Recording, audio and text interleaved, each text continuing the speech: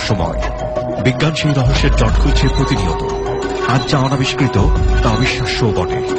আমাদের ডর অনুষ্ঠানে যে ঘটনার মুখোমুখি আপনি হতে যাচ্ছেন তার যুক্তিসিদ্ধ উত্তর নেই। আমরা প্রতিদিনের জীবনে ভয় বা রহস্যকে যেভাবে স্থান দিয়েছি সেভাবেই এই অনুষ্ঠান আপনার কাছে জায়গা করে নিচ্ছে। এই অনুষ্ঠানের কোনো ঘটনাই সার্বজনীন নয়। ডর মানে ভয়। বৃহস্পতিবারের রাত 11:20 ডরের 51তম পর্বে আপনাদের সবাইকে স্বাগত। আমি আরজে কিবরিয়া, সুমন, রেহান এবং সাউন্ডের লোবানের পক্ষ থেকে। একটি দুটি পর্ব নয়, এক এক করে আমরা 51টি পর্ব আপনাদের সামনে উপস্থাপন করেছি এবং বাংলাদেশের একমাত্র ভৌতিক শো যে অনুষ্ঠানটি হয় হন্টেড প্লেস কেন্দ্রিক। এই 51টি পর্বে আমরা বাংলাদেশের 51টি হন্টেড জায়গায় গিয়ে আপনাদেরকে উপহার দেবার চেষ্টা করেছি আমাদের ডর। প্রিয় শ্রোতা, আজকে ডর ঢাকা শহরের কোনো একটা অজ্ঞাত ক্লিনিকে ধারণ করা হয়েছে। আমরা সাধারণত যেসব জায়গাতে বসে এই অনুষ্ঠানটি রাতের গভীরে রেকর্ড করি সেই প্লেসটি আপনাদের সামনে ওপেন করি না, কারণ এটা রেডিওতে প্রচার হলে ওই জায়গাটিকে ঘিরে এক ধরনের সমস্যা তৈরি হতে পারে বলে আমরা মনে করি এবং সেই জন্যই কোন জায়গাটিতে বসে আমরা এই ঘটনাটি রেকর্ড করেছি সেটা প্রকাশ করি না। যারা আমাদের এই অনুষ্ঠানে অংশগ্রহণ করতে চান তারা প্লিজ আমাদের সঙ্গে যোগাযোগ করবেন। আমাদের ফোন নম্বরটি হচ্ছে 09613892892। আজকে ডরের 51তম পর্বের যারা অতিথি তারা হচ্ছেন নাজিব, তুর্য, রাহাত এবং আকাশ। এই চারজন বলবেন তাদের জীবনে ঘটে যাওয়া অতিভৌতিক ঘটনা। বরাবরের মতোই শুরুতে সুমন এবং রেহানের অন দ্য স্পটে যাওয়ার কিছুটা সাউন্ড বাইট এবং তারপর আমরা ধীরে ধীরে ঢুকে যাব ডরের মূল পর্বে।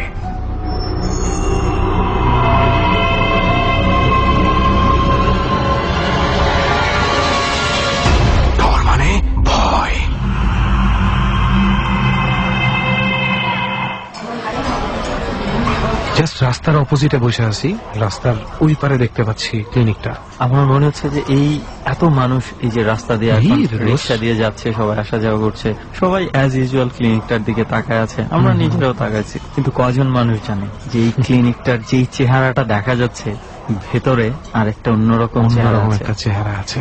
স্পেশালি এই এনভায়রনমেন্টে না দোষ আসলেও মানে বোধগম্য হওয়ার কথা না। প্রচুর মানুষ এখানে, এবং এটা আমি অনেককেই বুদ্ধিটা দিই যে রাতের বেলা ইমার্জেন্সিতে অনেক সময় মানুষের দেখা যায় যে বাসায় একটা ম্যাচ নেই বা খুব একটা কিছু দরকার সেটা নেই। আমি সবসময় সবাইকে বলি যে হাসপাতাল বা ক্লিনিকের আশেপাশে খোলা থাকে, কারণ এগুলো 24 ঘন্টা সার্ভিস, এগুলো আশেপাশে গেলে আপনারা পাবেন।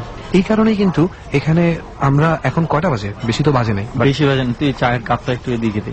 নেই, কাহিনী হচ্ছে চা খা আর একটা জিনিস বুঝিস, এখন যে এনভায়রনমেন্টটা সেই এনভায়রনমেন্টটা কিন্তু 1-1.5 ঘন্টার মধ্যে বদলা যাবে। রাইট, ঢুকেই না হয় ইয়ে করে আপাতত একটু চাটা খাই, একটু ফ্রেশ হই। সবাই তো আমাদের অতিথিরা মোটামুটি পৌঁছাই গেছে, তো সমস্ত কিছু অ্যারেঞ্জমেন্ট ঠিকঠাক আছে।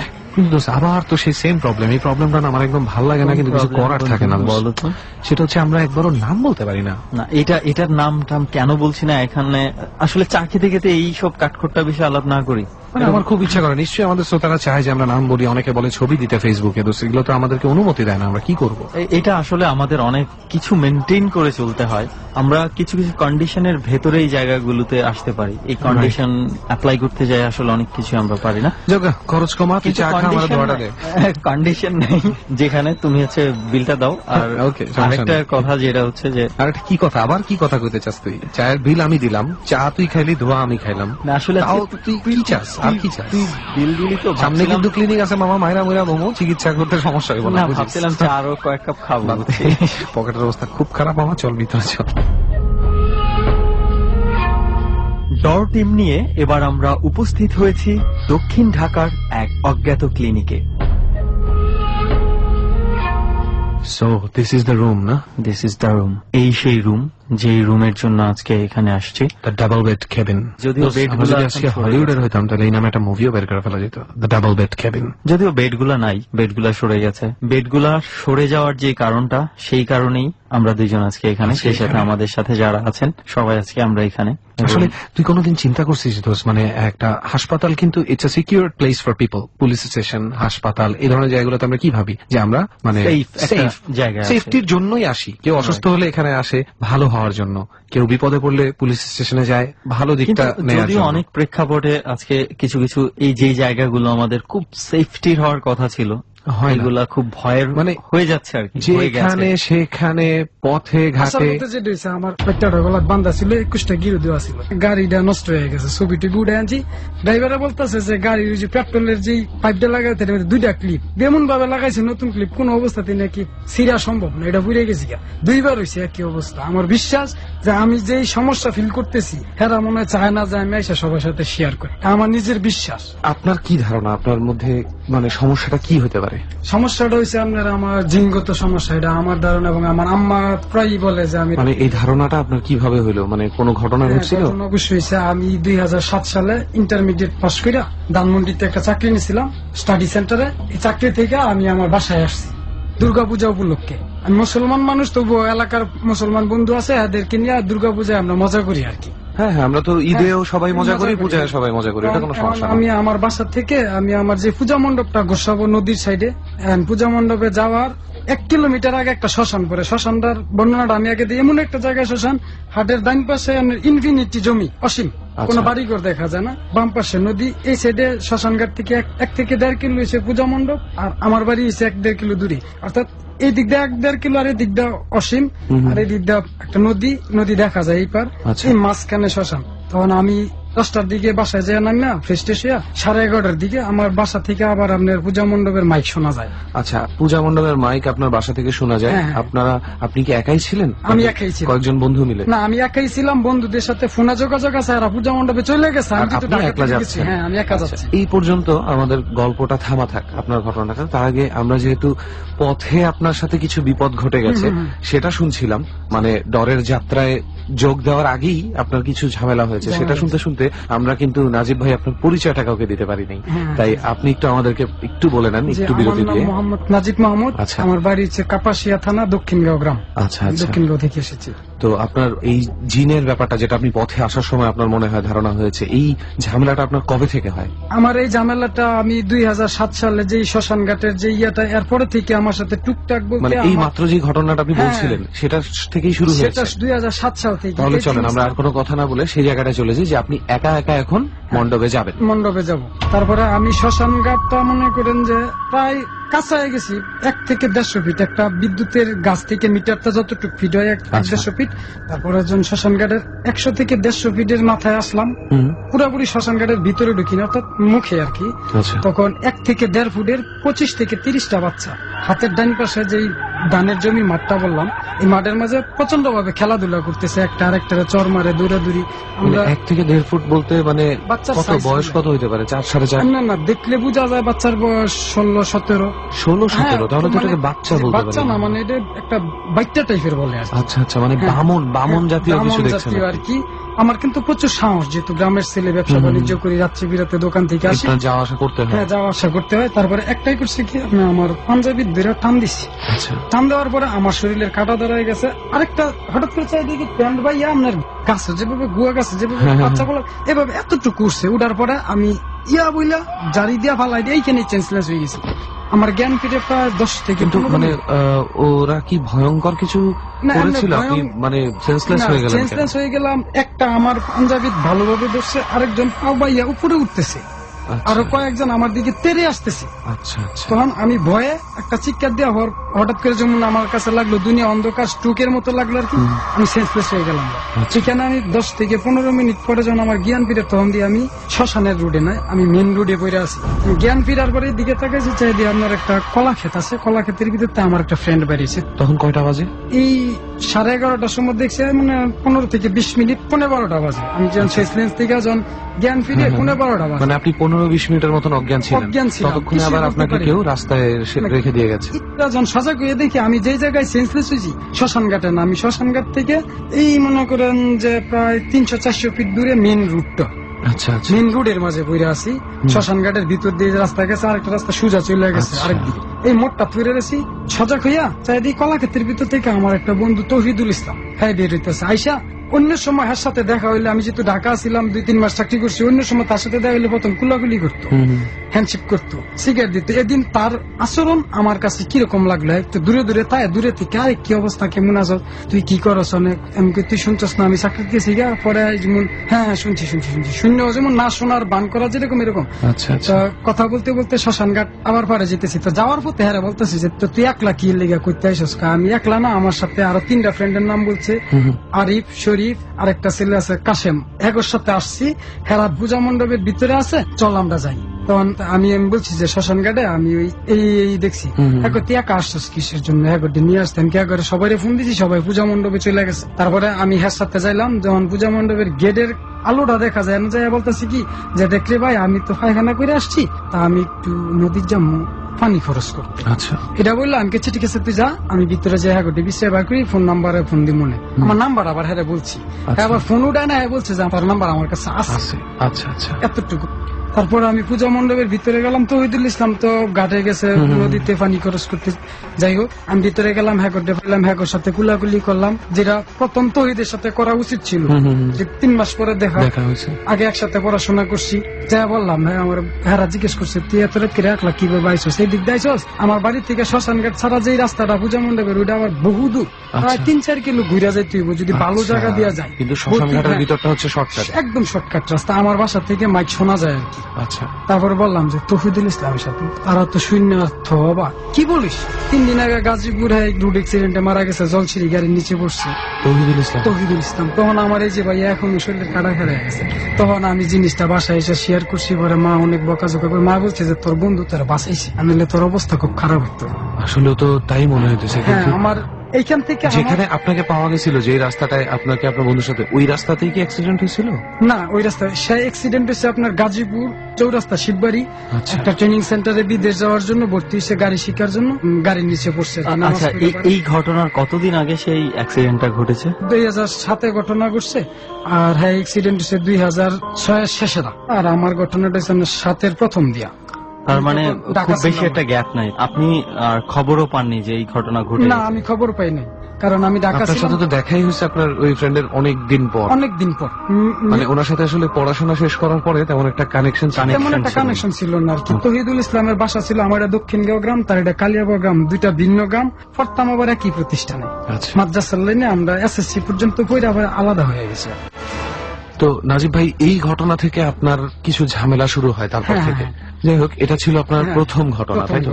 নাজিব ভাই, ডট টিমের কাছে তো আমরা শুনেছিলাম আরো কিছু ঘটনাও আছে আপনার, তো আমরা কি এবার সেই ঘটনাটা শুনতে পারি? হ্যাঁ, অবশ্যই। এই ঘটনাটা হচ্ছে, এই ঘটনা ঘটার 1 থেকে 1.5 বছর পর আমি, আমার এক বন্ধু জাহাঙ্গীর, আরিফ, 3 জন লোক একটা জায়গায় বসা ছিলাম। পিছনে একটা কবর, সামনে 3 থেকে 400 ফিট সামনে একটা কবর। জায়গাটা কোথায়? এই জায়গাটা হচ্ছে আমাদের কাপাসিয়া থানারই আরেকটা গ্রামে, আড়াল গ্রাম বলে, আমাদের গ্রামের অন্য গ্রাম। আমরা বিকেল বেলা ঘুরতে গেছি, তো হাঁটতে হাঁটতে ক্লান্ত, তো এমন একটা সময় বসছি, সূর্যটা পশ্চিম আকাশে লাল ভাবে হেলে বসছে। বিকেলের দিকে? হ্যাঁ, বিকেলে, সন্ধ্যা 20 মিনিট আগে। কাপাসিয়া গ্রামে পার্সোনালি কয়েকবার গিয়েছি, এবং ডট টিমের সাথে আমরা একবার গিয়েছিলাম, একটা গাব গাছের ঘটনা ছিল। সো আমরা যতটুকু জানি যে গ্রামটা অনেক নীরব একটা গ্রাম, জনবসতি খুব ফাঁকা ফাঁকা, জিল আছে, আরেকটা জিনিস দেখ, এই যে এই সময়টা কিন্তু আমরা প্রায়ই পাই, অনেক ঘটনার মধ্যে এই সময়টা পাই, এটা যে একটা প্রহর, এতে আর কোনো সন্দেহ নেই। ঠিক সন্ধ্যার আগে আগে এই সময়টাতে, মানে আধো আলো আধো অন্ধকার, যেটা আপনি যেটা বলছিলেন যে আপনারা যেখানে বসেছিলেন এর পেছনেই হচ্ছে কবর, পিছনে একটা কবর। এই কবরটা ফকিরের ছিল, আগে ফকিরি লাইনে চলাফেরা করতে আর কি। সম্ভবত এইখানে একটা মাজার দিব, সবসময় লাল কাপড়টা না থাকে, তো প্রতিষ্ঠিত একটু দেরি লাগে। আশেপাশে কোনো জনবসতি বা কোনো ঘর ভাড়া? অনেক দূরে, এটা একটা জেলের পাশে আর কি। ওকে, আচ্ছা। জেল, শাপলা, ফুল টুল, খুব সুন্দর ওই পরিবেশে সন্ধ্যা ঠিক আগে আগে আমরা 3 জন বসে গল্প করতেছি।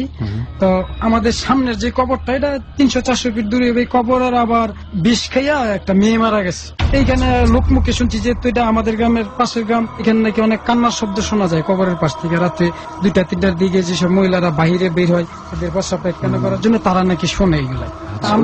ওটা কি হচ্ছে ওই মেয়েটাকে, ওই মেয়েটার কবরের, হ্যাঁ, কবরের কাছ থেকে এই শব্দ আসে। তা আমরা যেটা বলতে করছি, হঠাৎ করে জাহাঙ্গীর আমার একটা চিমটি কাটলো, আমার একটা আঙ্গুল দিয়ে দেখাইলো যে ওই দে এ নিয়ে আর কোনো কথা নাই। আমি দেখে তো অবাক, একটা লোক আপনার নিচের অংশ নাই, মাটি দিয়ে হেসরা হেসরা আইসা আমাদের পাশ দিয়ে আমরা দেখতেছি ঘুরে, আমাদের পাশ দিয়ে পিছনে আবার এই যে কবরটা বলছি, আর পিছনে 2-4টা সুপারি গাছের সাইডে গিয়ে বেনিশ, আর দেখতে পারি না। আপনাদের চোখের সামনে? আমাদের চোখের সামনে 3 জন প্রত্যক্ষ করছি। আর মাঝে আরিফ যে ছিল, আমার সাথে আসতে চাইছিল এখানে, আচ্ছা আচ্ছা, ঘটনার সাথে ছিল, তার সাথেও নাকি আরো কিছু ঘটনা আছে।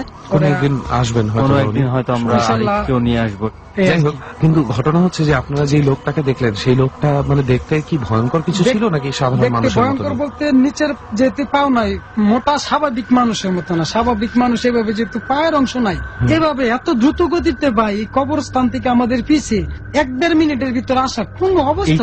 এটা হচ্ছে একটা ফ্যাক্ট। Possible না। আমরা কিন্তু ঢাকা শহর অনেক সময় দেখি যে কিছু মানে রাস্তায় যারা মানুষের কাছ থেকে ভিক্ষা নেয়, তো অনেকের কিন্তু পা দুইটাই থাকে না, কিন্তু জায়গাটা, ওই জায়গার মধ্যে হঠাৎ করে এমন একটা মানুষ কোত্থেকে আসবে, আর বা হঠাৎ মুহূর্তের মধ্যে আবার নাই কিভাবে হয়ে যাবে, সেটাই। এবং এটা হচ্ছে একটা সাধারণত বড় বিষয়। যারা এই ধরনের পা নিয়ে কিন্তু চলাফেরা করে, কোনো না কোনো একটা অবলম্বন থাকে।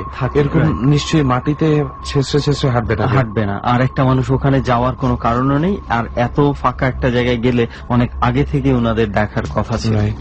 তারপরে ভাইয়া জাহাঙ্গীরদের বাড়ি আবার এই যে ঘটনা ঘটছে যে জায়গায়, এখান থেকে হাফ কিলো ভিতরে, হ্যাঁ বড় খুবই ভয় পাইতেছে, কয় ভাই এই জায়গাটা ভালো না, আমি এটা সম্পর্কে ভালো তো চলো এখান থেকে ওইটা হলো। এখান থেকে আসলাম, বাজারে আইসা আড্ডা সাড্ডা দিয়ে বাড়িতে গেলাম, খাওয়া দাওয়া সবকিছু শেষ করলাম। 11:30টার দিকে যাইয়া শুয়ে আমি বিটিভি দেখি আর কি, আমাদের ডিসলাইন নাই তো, বিটিভি 12টা পর্যন্ত অনুষ্ঠানে এবার বন্ধ করে লাই। টেলিভিশন বন্ধ করলে আপনার ঘুম আসতে আসতে আধা ঘন্টা 1 ঘন্টা লাগে। তন্দ্রাচ্ছন্ন ভাব, নিজের রুমে শুয়ে রয়েছি। আগে আমার রুমের বর্ণনাটা দিই। রুমটা আপনার একটাই দরজা, পাশে আরেকটা রুম আছে, বিল্ডিং রুম, আর 2 পাশেই রুম আছে। তো আমার রুমের এই পাশ থেকে এই পাশে যাওয়ার মাঝে দরজা নাই, পার্টিশনের দরজা যেটা বলে আচ্ছা। নাই। আমি রিমোটটা আমার বাম হাতের কাছাকাছি, আমি শুয়ে রয়েছি স্টেট, আমার উপরে আবার সিলিং নাই, আচ্ছা। টিন দেখা যায় করে, নতুন বিল্ডিং দিয়েছি। হঠাৎ করে চাই দিকে একটা গোলাপ ফুল, তবে গোলাপ ফুলের সাইজও মোটামুটি বড়, খুব সুন্দর। 8 থেকে 10টা 8-10 জায়গায় টিনের মাঝে ফুটে রয়েছে, টিনের মধ্যে, টিনের মাঝে সুন্দর করে। তখন আমি ভাবলাম কি এটা তো গরু মার্কা ডিউটিন, এটা তো কোনো গোলাপ ফুল মার্কা ডিউটিন না, এটা দেখতে মানে আমি ভালোই একটু লাগছে। বুঝলাম না, এটা কি হচ্ছে কোন টিনের মধ্যে ছাপা দেখতে পাচ্ছেন ফুল, নাকি একদম অরিজিনাল ফুলের মতোই দেখতে পাচ্ছেন পুরো ফুলটা? আমি জিনিসটা একবার দেখি ছাপা, আবার চোখ বন্ধ করে তাকাই, পরে দেখি ছাপা না, অর্থাৎ ফুল, গোলাপ ফুল, এটা স্পষ্ট বোঝা যায়। হঠাৎ করে আমি ফিল করতেছি কি আমার ডাইন পাশে খাটের স্ট্যান্ডের মাঝে এরকম নখে আছর দিলে যেরকম শব্দ, এরকম একটা শব্দ। ডর। হঠাৎ করে আমি ফিল করতেছি কি আমার ডাইন পাশে খাটের স্ট্যান্ডের মাঝে এরকম নখে আছর দিলে যেরকম শব্দ, এরকম একটা শব্দ।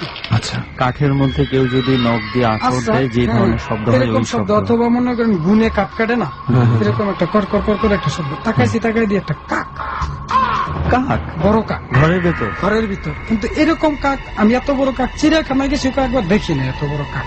কিন্তু কাকটা দেখে বুঝতে পারছি অস্বাভাবিক মনে হয়েছে আমার।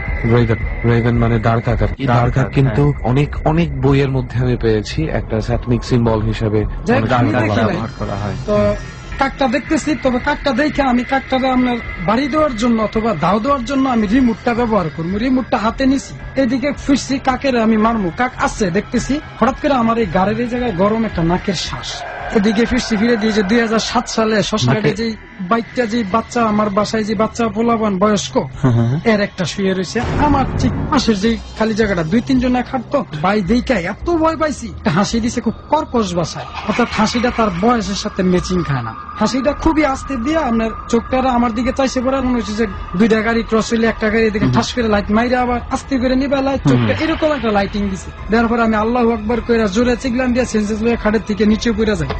সেন্সেস যেহেতু হয়ে যায়, আমার একটা মাত্র দরজা, আর কোনো দরজা নেই, পাশের রুমে সবাই সজাগ হইয়া, আমি তো আবার আর কিছুই বলতে পারবো না। পরে এই ঘর থেকে সানসিটের উপর দিয়া আমার রুমে এসে দরজা খুললাম, আমার মাথায় পানি চানি দিয়ে আবার সুস্থ করে পরে বললো এই অবস্থা, কি অবস্থা। তাহারা বলার পরে আমরা সবাই প্রত্যেক করছি খাটের ওই যে স্ট্যান্ডের নিচের যে ফয়াটা বলে খাটের, তারপর যে মোটামুটি যেই সাইজের একটা ব্যাং, এটা আপনার কুনি বাঙা না, আমরা তো গ্রাম অঞ্চলে বিভিন্ন কালারের ব্যাং দিই, কালারটাই ডিফারেন্স, অন্য কালার টাইপের এই ব্যাংটা। অর্থাৎ এত বড় ব্যাং আমার রুমের ভিতরে আসা পসিবল না, কোন অবস্থাতেই সম্ভব না, দরজার নিচে দিয়ে আসা, অন্য কিছু আসতে পারবো না। মানে এত ছোট জায়গা। তারপরে আমার রুমের ভিতরে আবার একটা গুয়া গাছের একটা লোলের মতো লাড়ি থাকে, আমি চাচ্ছিলাম আব্বাই জিনিস বুঝতে পারছে যে জিনিসটা কি, আব্বাই দেয় নাই। তারা এখানে বসে কথা বলতেছে, দরজা খোলা, ব্যাং যে কোন দিক দিয়ে বার হয়েছে এই কথাটা তো বলার আধা ঘন্টা 1 ঘন্টা পরে ফজরে আজান দিছে। পরে আর ব্যাংটাও বিশ্রায় পাই নাই। পরের দিনের থেকে 2-3 দিন জ্বর ছিল। আমাদের এখানে কাদির দাদা নামের এক কবিরাজ আছে, তার কাছ থেকে ঝাড়ফুঁক করলাম, মোটামুটি সুস্থ হইলাম। আচ্ছা, আমি একটু এখানে কয়েকটা জিনিস আমার একটু কনফিউশন হয়ে গেছে। আপনি যখন বলছিলেন যে কাকটা দেখছেন, এরপর হঠাৎ করে আবার নিঃশ্বাস, মানে মানুষের নিঃশ্বাস, গরম একটা নিঃশ্বাস আমারই খুব গাড়ির কাছে, আমার আর বালিশের পাশে কোন আরেকটা বালিশ। বাচ্চাগুলোর কথা বলছেন? ওই যে 2007 সালে আমি শ্মশানঘাটে যে প্রথম যে ঘটনাটা বলছি, শ্মশানঘাটে আমার যে রাস্তা, যে বাচ্চাগুলো আমার পা বেয়ে উপরে উঠতেছিল, আমার ওই বাচ্চাগুলো ওই সেম বাচ্চা। আচ্ছা, একটা বাচ্চা আমার এখানে শ্বাস ফলাইছে, তখন আমি দেখে সেন্সলেস হয়েছি। আর ওই কাকেরও আর কোনো অস্তিত্ব না, আমি যখন কাকটাকে ঢিল দিমু, আমার হাতে কিন্তু রিমোটটা নিছি বাম হাতে। এমন সময় আমার যখন আমার শ্বাস পড়ছে, আমি নিজে নিজে বামকে আগে এদিকে দেখে লিখি আছে, এদিকে তাকাই দিয়ে অবস্থা আল্লাহ আকবার কে চিৎকার দিয়ে আমি সেন্সলেস হয়ে গেছি। আচ্ছা, এই বাচ্চাই আবার আমি দেখছি 2013 সালের শেষে আবার একই বাচ্চা। একটা ঘটনা হচ্ছে যে গ্রাম অঞ্চলে স্কুলে সাংস্কৃতিক প্রতিযোগিতা দেয় না, কিন্তু সাংস্কৃতিক অনুষ্ঠানে গেলাম। তো সাধারণত মাগরিব পর্যন্ত স্পোর্টস খেলাটা যেটা, এটা খেলায় মাগরিবের পরে যে কোনো একটা শিল্পী নিয়ে গান করায়। তো মনির খান ছিল, চন্দ্রলতা গাম, গাগটি ইউনিয়ন, কাপাসিয়া থানার ভিতরে, আমার থেকে একটু দূরে আর কি। 10-12 কিলো হাইটে গেলাম অত্যন্ত অঞ্চলের দিকে। 9টা 9:30 দিকে ফাংশন শেষ হয়েছে, শিল্পীদের গান গাও। আস্তে আস্তে 11টা বাজে। তো ওই যে জায়গাটায় বৈশা আমি, জাহাঙ্গীর, আরিফ, যে নিচের অংশ নাই, যে লোকটা দেখলাম কবরস্থান থেকে আসলো, এই জায়গায় আসছি, কথা বলতে বলতে আসছি। হঠাৎ করে আমরা ছিলাম 6 থেকে 7 জন। আরিফ ছিল, জাহাঙ্গীর ছিল না, যে প্রথম, আর বাকি যে রেহারা আমগর জুনিয়র, ওর সাথে পরিচয় হয়েছে অনুষ্ঠানে যাই। আসার সময় একসাথে আসছি, যেহেতু এক এলাকায় আসছি। দুজন করে মোটামুটি লম্বা লাইন হয়েছে, 8-10 জন হইব।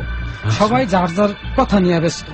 আমি আর আরিফ একটু নীরবতা। তো ওই যে আমি বলছিলাম না যে এই ঘটনা, যে পিছনে যে কবরটা ছিল আমাদের, যে একজন পীরের কথা বলছি যে মাজার হবে, হ্যাঁ কবরটা ফাঁস করি নাই, কবরের মাঝামাঝি, কবরটা পাশে, আমি কাছাকাছি। হঠাৎ করে দেখতেছি কবরের পাশ গিয়া একটা কলা গাছের পাশ থেকে সেই বাচ্চাটা, আমি বাচ্চাটা নোটিস করছি, যে বাচ্চাটা ওই বাচ্চাটা আমার রুমের ভিতরে দেখা বাচ্চা, প্লাস শ্মশান ঘাটে দেখা বাচ্চা, এই বাচ্চা সেম বাচ্চা। বাচ্চাটা এভাবে হাত দিয়ে রাখছে।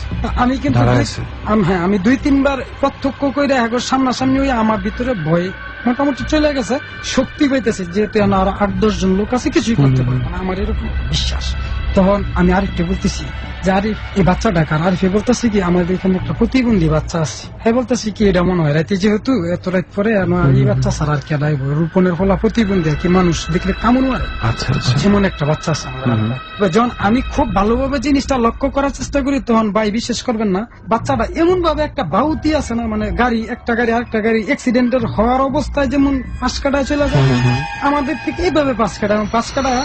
আমার 2 জনের থেকে সামনের যে লোকগুলো আছে, একটা লোকের থেকে আরেকটা লোকের দূরত্ব 1 বিঘ গাছ, অর্থাৎ 6 ইঞ্চি পাশাপাশি যেতেছে। 6 ইঞ্চির ভিতর দিয়ে বাচ্চাটা যায়, কিন্তু তাদের শরীর লাগে না, তারা টের পাইতেছে না, তারা লক্ষ্যই নাই, হারা ঠিকই কথা বলতেছে। আমি জিনিসটা নোটিস করতেছি, 6 ইঞ্চি একটা ফাঁকা দিয়ে একটা বড় সড়ো বাচ্চা মানে জায়গা, কিন্তু তাদের সাথে মাছ দিয়া যায়, আবার ঘুরে আমাদের পিছন দিয়ে আবার আমগুর 2 জনের মাছ দিয়া যায়। তখন তো জিনিসটা আমার কাছে খুবই অস্বাভাবিক মনে হইতেছে। তখন আমি চিন্তা করতেছি, দেখি নিচের অংশ পরে যেটা দেখলাম, নিচের অংশ আছে না, পা দেখা যায়, এবার পা দেখা যায়, খাতার অংশ উল্টা। যখন তার মুখের দিকে তাকাইছি না, আমার অনেক হিজড়া টাইপের মায়াগোর দিকে তাকাইলে দেখছেন না, মুখের কিরকম একটা মোটকান মারে, এরকম একটা বিশ্রী একটা মোটকান দিচ্ছে। তার হাতও বাইর করে না, এভাবে রাখছে, পুরোপুরি মানে এভাবে রাখছে, বকুলতলায় এভাবে গুঞ্জা রাখছে। আর ঠ্যাং দেখে তো আমি পুরোপুরি, তখন আমার শরীরের কাটাখা হয়ে গেছে, আমি খুব শক্তি সঞ্চার করলাম, কি সাথে লোক আছে, কোনো প্রবলেম নাই, আমি ভয় পাবো না। এবং হ্যাঁ বলতে চাইলে উদয় হয়ে যাবো, আমি জিনিসটা আমি দেখবো যে কতটুকু আমাদের পিছনে যায়। মানে আপনি হচ্ছে না দেখার ভান করে হ্যাঁ আসতেছি, আবার আরিফের সাথে টুকটাক কথা চালাইতেছি এই বাচ্চাটা নিয়ে। যখন হ্যার কথা কই, হ্যাঁ সামনে জায়গা, হ্যার কথা অফ রাইকা হ্যাঁ ফলো করি, হ্যাঁ আবার পিছন দা আমার 2 জনের মাঝখান 6 ইঞ্চি ফাঁক দিয়ে আবার এসে পড়ে সামনে আসলে।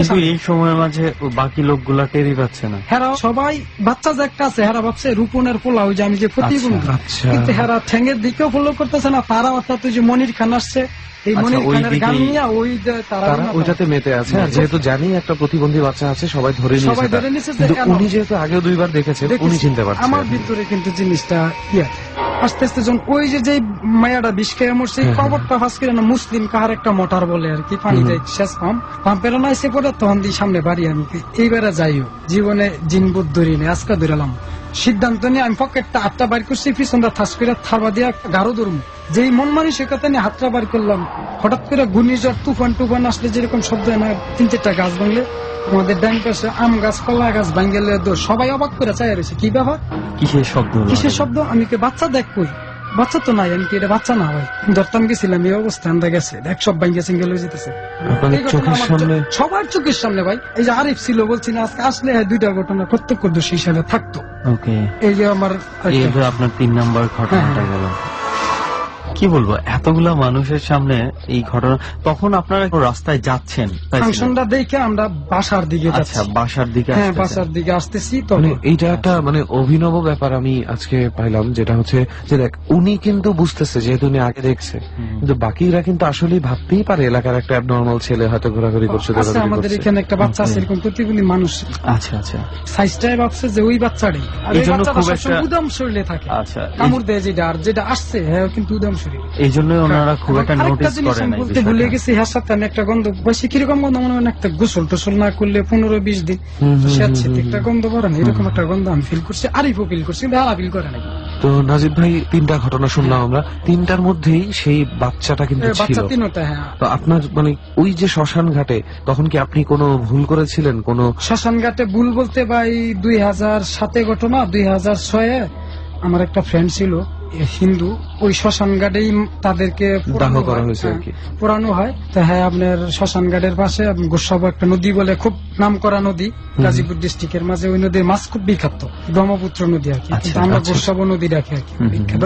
হাজার হাজার জেলে জীবিকা নির্বাহ করতে নদীর বুকে জাল টাই না।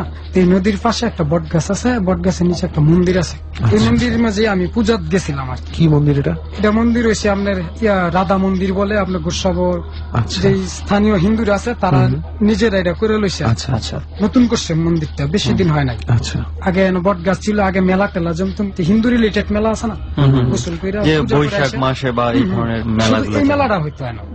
পাশে এই ছেলে অঙ্কুর কইরা নাম 5 পর্যন্ত প্রাইমারি স্কুলে পড়ছি, পরে মাদ্রাসা লাইনে গেছি। হ্যাঁ, এই মনে হয় আনুমানিক 8-9 পরে গুড্ডি উড়াইতেছে, হ্যাঁ নদীর সাইডে খুবই বাতাস, আচ্ছা। গুড্ডিটা গিয়ে ওই মন্দিরের পাশে একটা বট গাছ আছে খুবই পুরানো, আচ্ছা বট গাছে যায় গুড্ডিটা বাজছে, আচ্ছা ঠিক আছে। গুড্ডিটা বাজার পর এই গুড্ডিটা ফাটতে গেছে, এই পয়রা ডালা ডলার মাঝে বাড়ি খেয়ে সাথিয়া নগদে মাথা মাথা সব কিচ্ছা শেষ।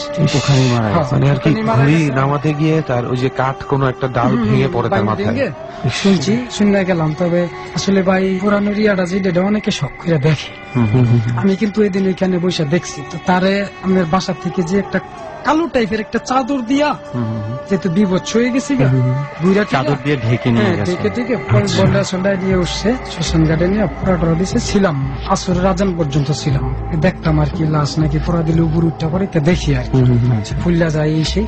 তো দেখি তো এই দুর্গা কিছুই হয় নাই, মাংস পুরা গন্ধ টন্ধ তো নিজেই প্রত্যক্ষ করলে তো সরাসরি এটা তো আসবেই, হ্যাঁ। আসবে। সেটাই। দেখলাম হলাম যা এই গেল 20 থেকে 25 দিন। আমার বাজার বাড়ির পাশে আমার একটা বাজার আছে, নতুন হয়েছে, আমার বাপের নামে বাজার করছে জালাল মার্কেট, দক্ষিণ আচ্ছা। জালাল মার্কেট, 9:30 বাজে। বাজারে লাস্ট মাত্র বসে ফেসবুক টিপতেছি, তো ধূমপান করার অভ্যাস আছে, তো ধূমপান শেষ, ফেসবুক টিপা প্রায় শেষ। এখন 11:20 কি 45 বাজে, আমি ফিরবো, হাতের ডান পাশে রাস্তার পশ্চিমে একটা জাম গাছ বেয়ে ওই যে অঙ্কুরটে যে কাপড় দিয়া আপনার লাশটা আইনা ফোড়া দিছে, ওই কাপড়টা কিন্তু ফোড়া দেয় নাই, কাপড়টা কিন্তু ইয়ার কবরের ওই যে ফোড়া দিয়ে আবার ওই যে পানির একটা কলস টলস দেয় কিন্তু, এটার উপরেই রেখে দিছে। এদিনকার ছিল কিন্তু জ্যোৎস্না রাত, চক্রে সব দেখা যায়, আচ্ছা। একটা টাকার নোট যদিও মাটিতে পরে দেখা যায়। মানে এই কাপড়টা- ভরা পূর্ণিমা যেটা হুম, বলতে ভরা বোঝায়। এই কাপড়টা আপনার জাম গাছ বাইয়া চুপ করে নিচে পড়ছে, গাছের নিচে পড়ছে কাপড়টা? শুধু কাপড়টা। কাপড়টা? হ্যাঁ, এই কাপড়টা আমি কিন্তু কাপড়টা দেখে চিনতে পারছি, কাপড়টা পড়ছে। পরার পরে একদিক দিয়ে ভয় পাইছি, আর দিক দিয়ে পাইছি না। কিন্তু এই কাপড়টাই যে সেই কাপড়টা আপনি না, আমার কিভাবে- দেখে মনে হয়েছে যে কাপড় চেন, আচ্ছা কিন্তু কিভাবে আমি সন্দেহ করছি, কাপড়টা দেখে আরেকটু ঘুরছি, সিদ্ধান্ত নিছি যাই হোক আমি যাবো, এই থাকবো না, ঠিক আছে। এখান থেকে বাজার দেখা যায়, বাজারের আমরা টেলিভিশনের শব্দ শোনা যায়, টি স্টলের টেলিভিশনের শব্দ।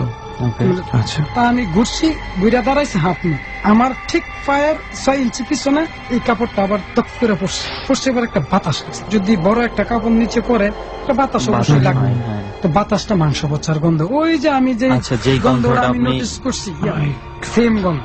আচ্ছা। ভাইয়া বিশ্বাস করবেন না, এই যে ভাই আসলে যার কাটা করে গেছে, আমি পিছনে ফিরে আমি কাপড়টা দেখার পরে ওনার তো বাতাস টাতাস কিছুই নাই, সুন্দর করে না উপরে উঠতে আমার কুম্বরের মধ্যে একটা প্যাচ দিয়া, আবার কুম্বর থেকে ওরা একটা আডেঙ্গা গাছ বলে খাল ফার আছে না, খালটা গাছ দিয়া উঠতে বাতাস গতিতে গাছ টাছ ভাঙ্গা সিরা ফাইরা নিয়ে একদম একটা বিল আছে, ওই বিলের দিকটা একদম অনেক দূরে গেছি। আমি জায়গায় ছিলাম, অর্থাৎ কাপড়টা আমার একটা টাচ দিয়ে গেছে আর কি। একটু গন্ধ, বৃষ্টি গন্ধ। তখন যখন যায় আমি দৌড় দিছি, চিৎকার দিয়ে দৌড় দিছি, কইরা আমার হাঁটু ছিলা লাইছি, আমার লুঙ্গি ছিলা লাইছি। বাড়িতে যাইলাম, আমি তো মাছ খাইতে না, মাছ টাছ খাই নাই, নিজের রুমের ভিতরে অনেক কিছু প্রত্যক্ষ করি। জিনিসটা শুধু আম্মার সাথে শেয়ার করলাম, আমার খুব বহাবাজি করলো। রাতে 3টার দিকে শুরু হইলো জ্বর কাকে বলে। আমি নিজে একজন গ্রামীণ ডাক্তার, ফার্মাসিস্ট, নাপাক্সটা খাইছি 3 দিন, কোনো কাজে না। 4র্থ দিনের দিনে জ্বর প্লাস ব্যথা, পায়ের নখ থেকে মাথা উঠতি, চরম ব্যথা। ট্যাবলেট খেলাম, সারে না, অনেক কিছু করলাম। নরসিংদী মনোহরদী উপজেলা স্বাস্থ্য কমপ্লেক্স গেলাম, এজিথ্রোমাইসিন জ্বরের অ্যান্টিবায়োটিক ট্যাবলেট খেয়েছি, আমার দোকানই আছে, খাইলাম, কোনো কাজে না। 15-20 দিন পরে মায়ের আব্বা, আমার মাওলানা আব্দুর রাজ্জাক সাহেবের একটা মেয়ে আছে, উনি আবার কবিরাজি করে, ওনার কাছে নিয়ে গেছে। যাইতে মন চান, অথচ অসুস্থ। যে আম্মা নিজে নিয়ে গেছে, আমার কায়েন গুলো ধরে জানলো, একটা ফানি পরা দিল, একটা সুতা পরা দিল।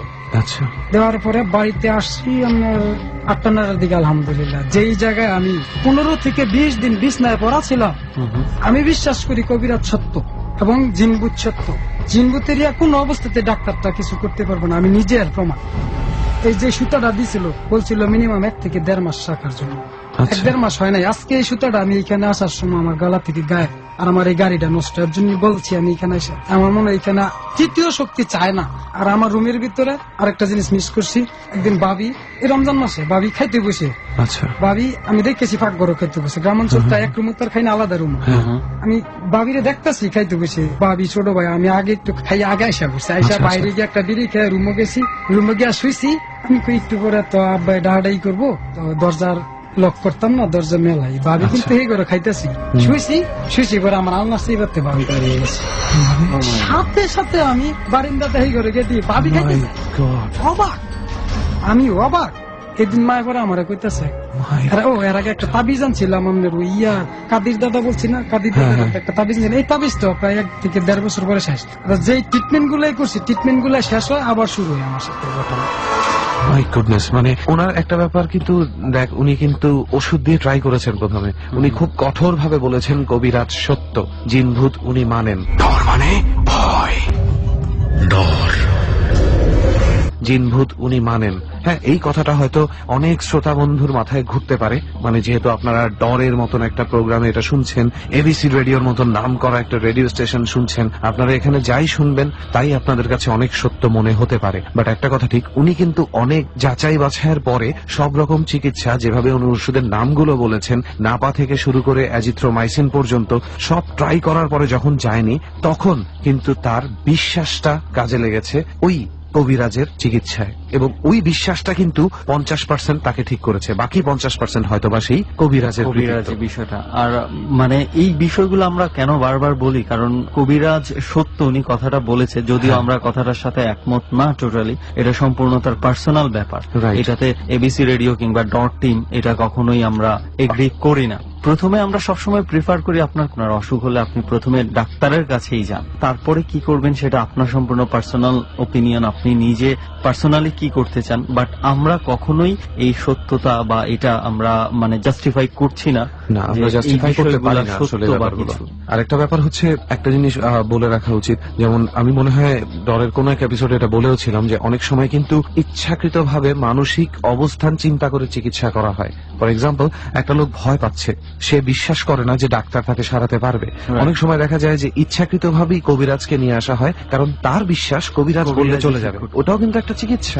অবশ্যই সেই কবিরাজ অবশ্যই একজন ট্যালেন্টেড মানসিক রোগের বিশেষজ্ঞ, এবং সে তার সিস্টেমে ওই রোগটা মানসিক চিকিৎসাই সে দিয়ে থাকে, সেটা হচ্ছে কবিরাজি নামে হয়তো এটা চলে আসে।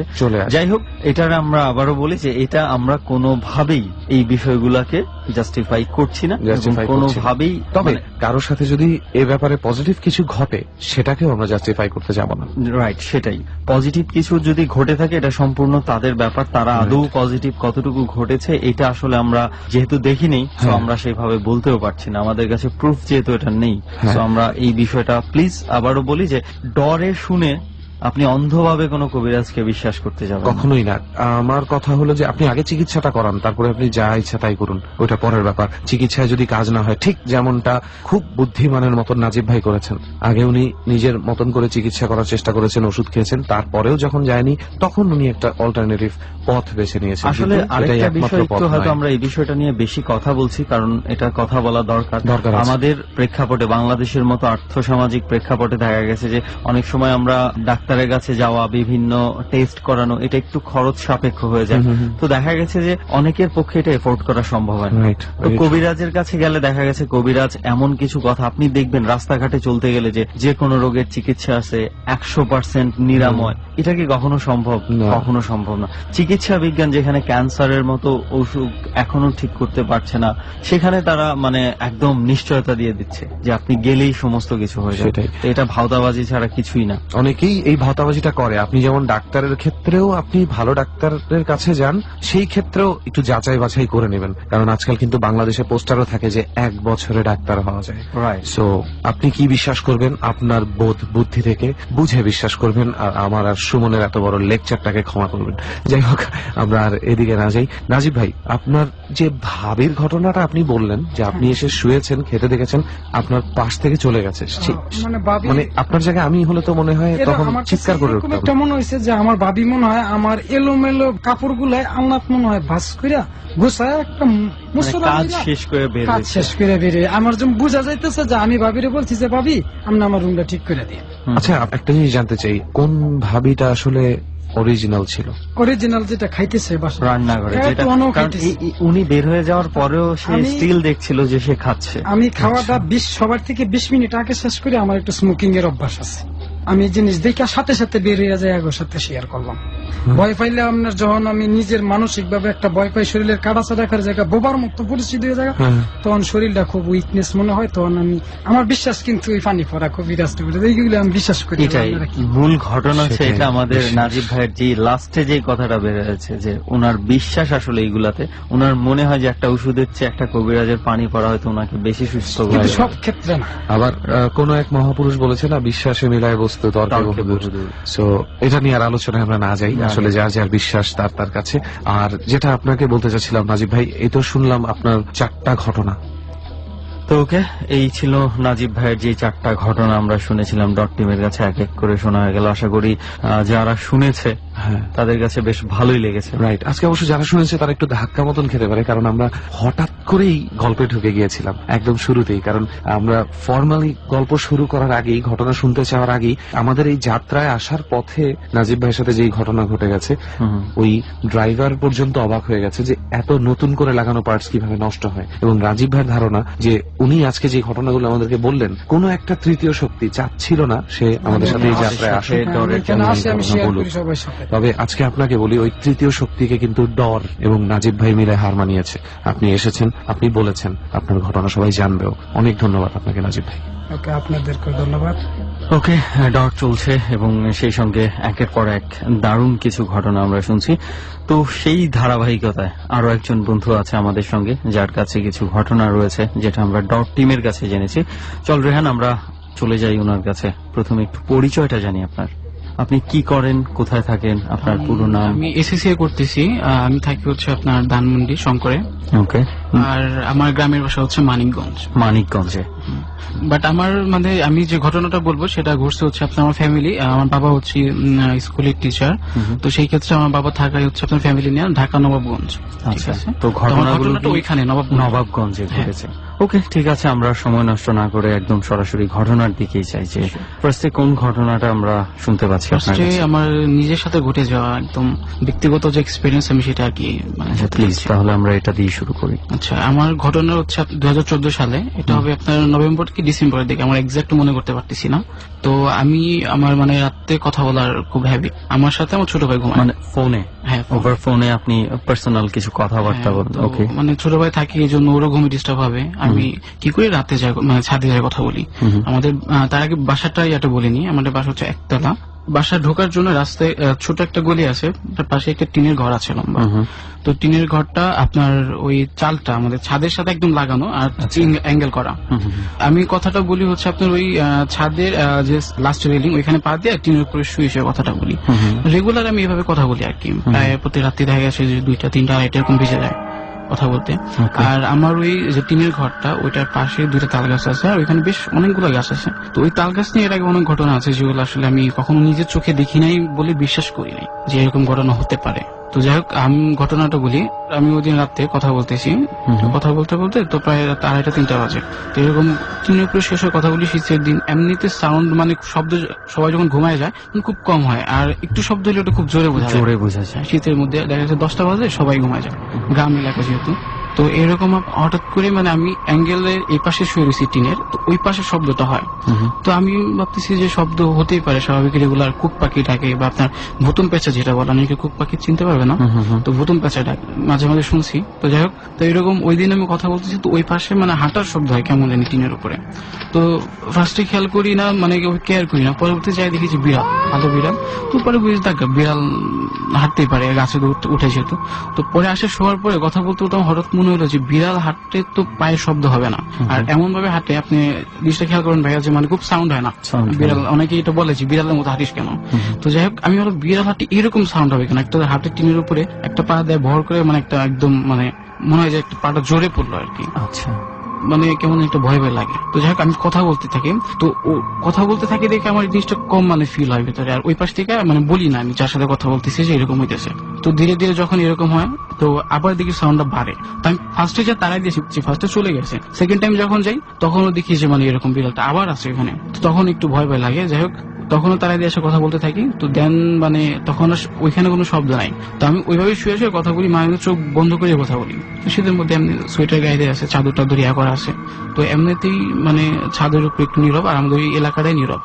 আমাদের বাসার সামনে হচ্ছে অনেক বাস ছোপ আছে, বড় অনেকেই আছে। আর আমাদের বাসাটা মানে 2টা ঘর আমাদের এখানে, বাট খুব নীরব। পাশে একটা মাদ্রাসা আছে, ওর একটু দূরে যদিও, বাট গাছ মানে গাছ টাছ দিয়ে ভরা, একটু ভিতর সাইডে, রাস্তা থেকে বেশ ভিতরে যাইতে হয়।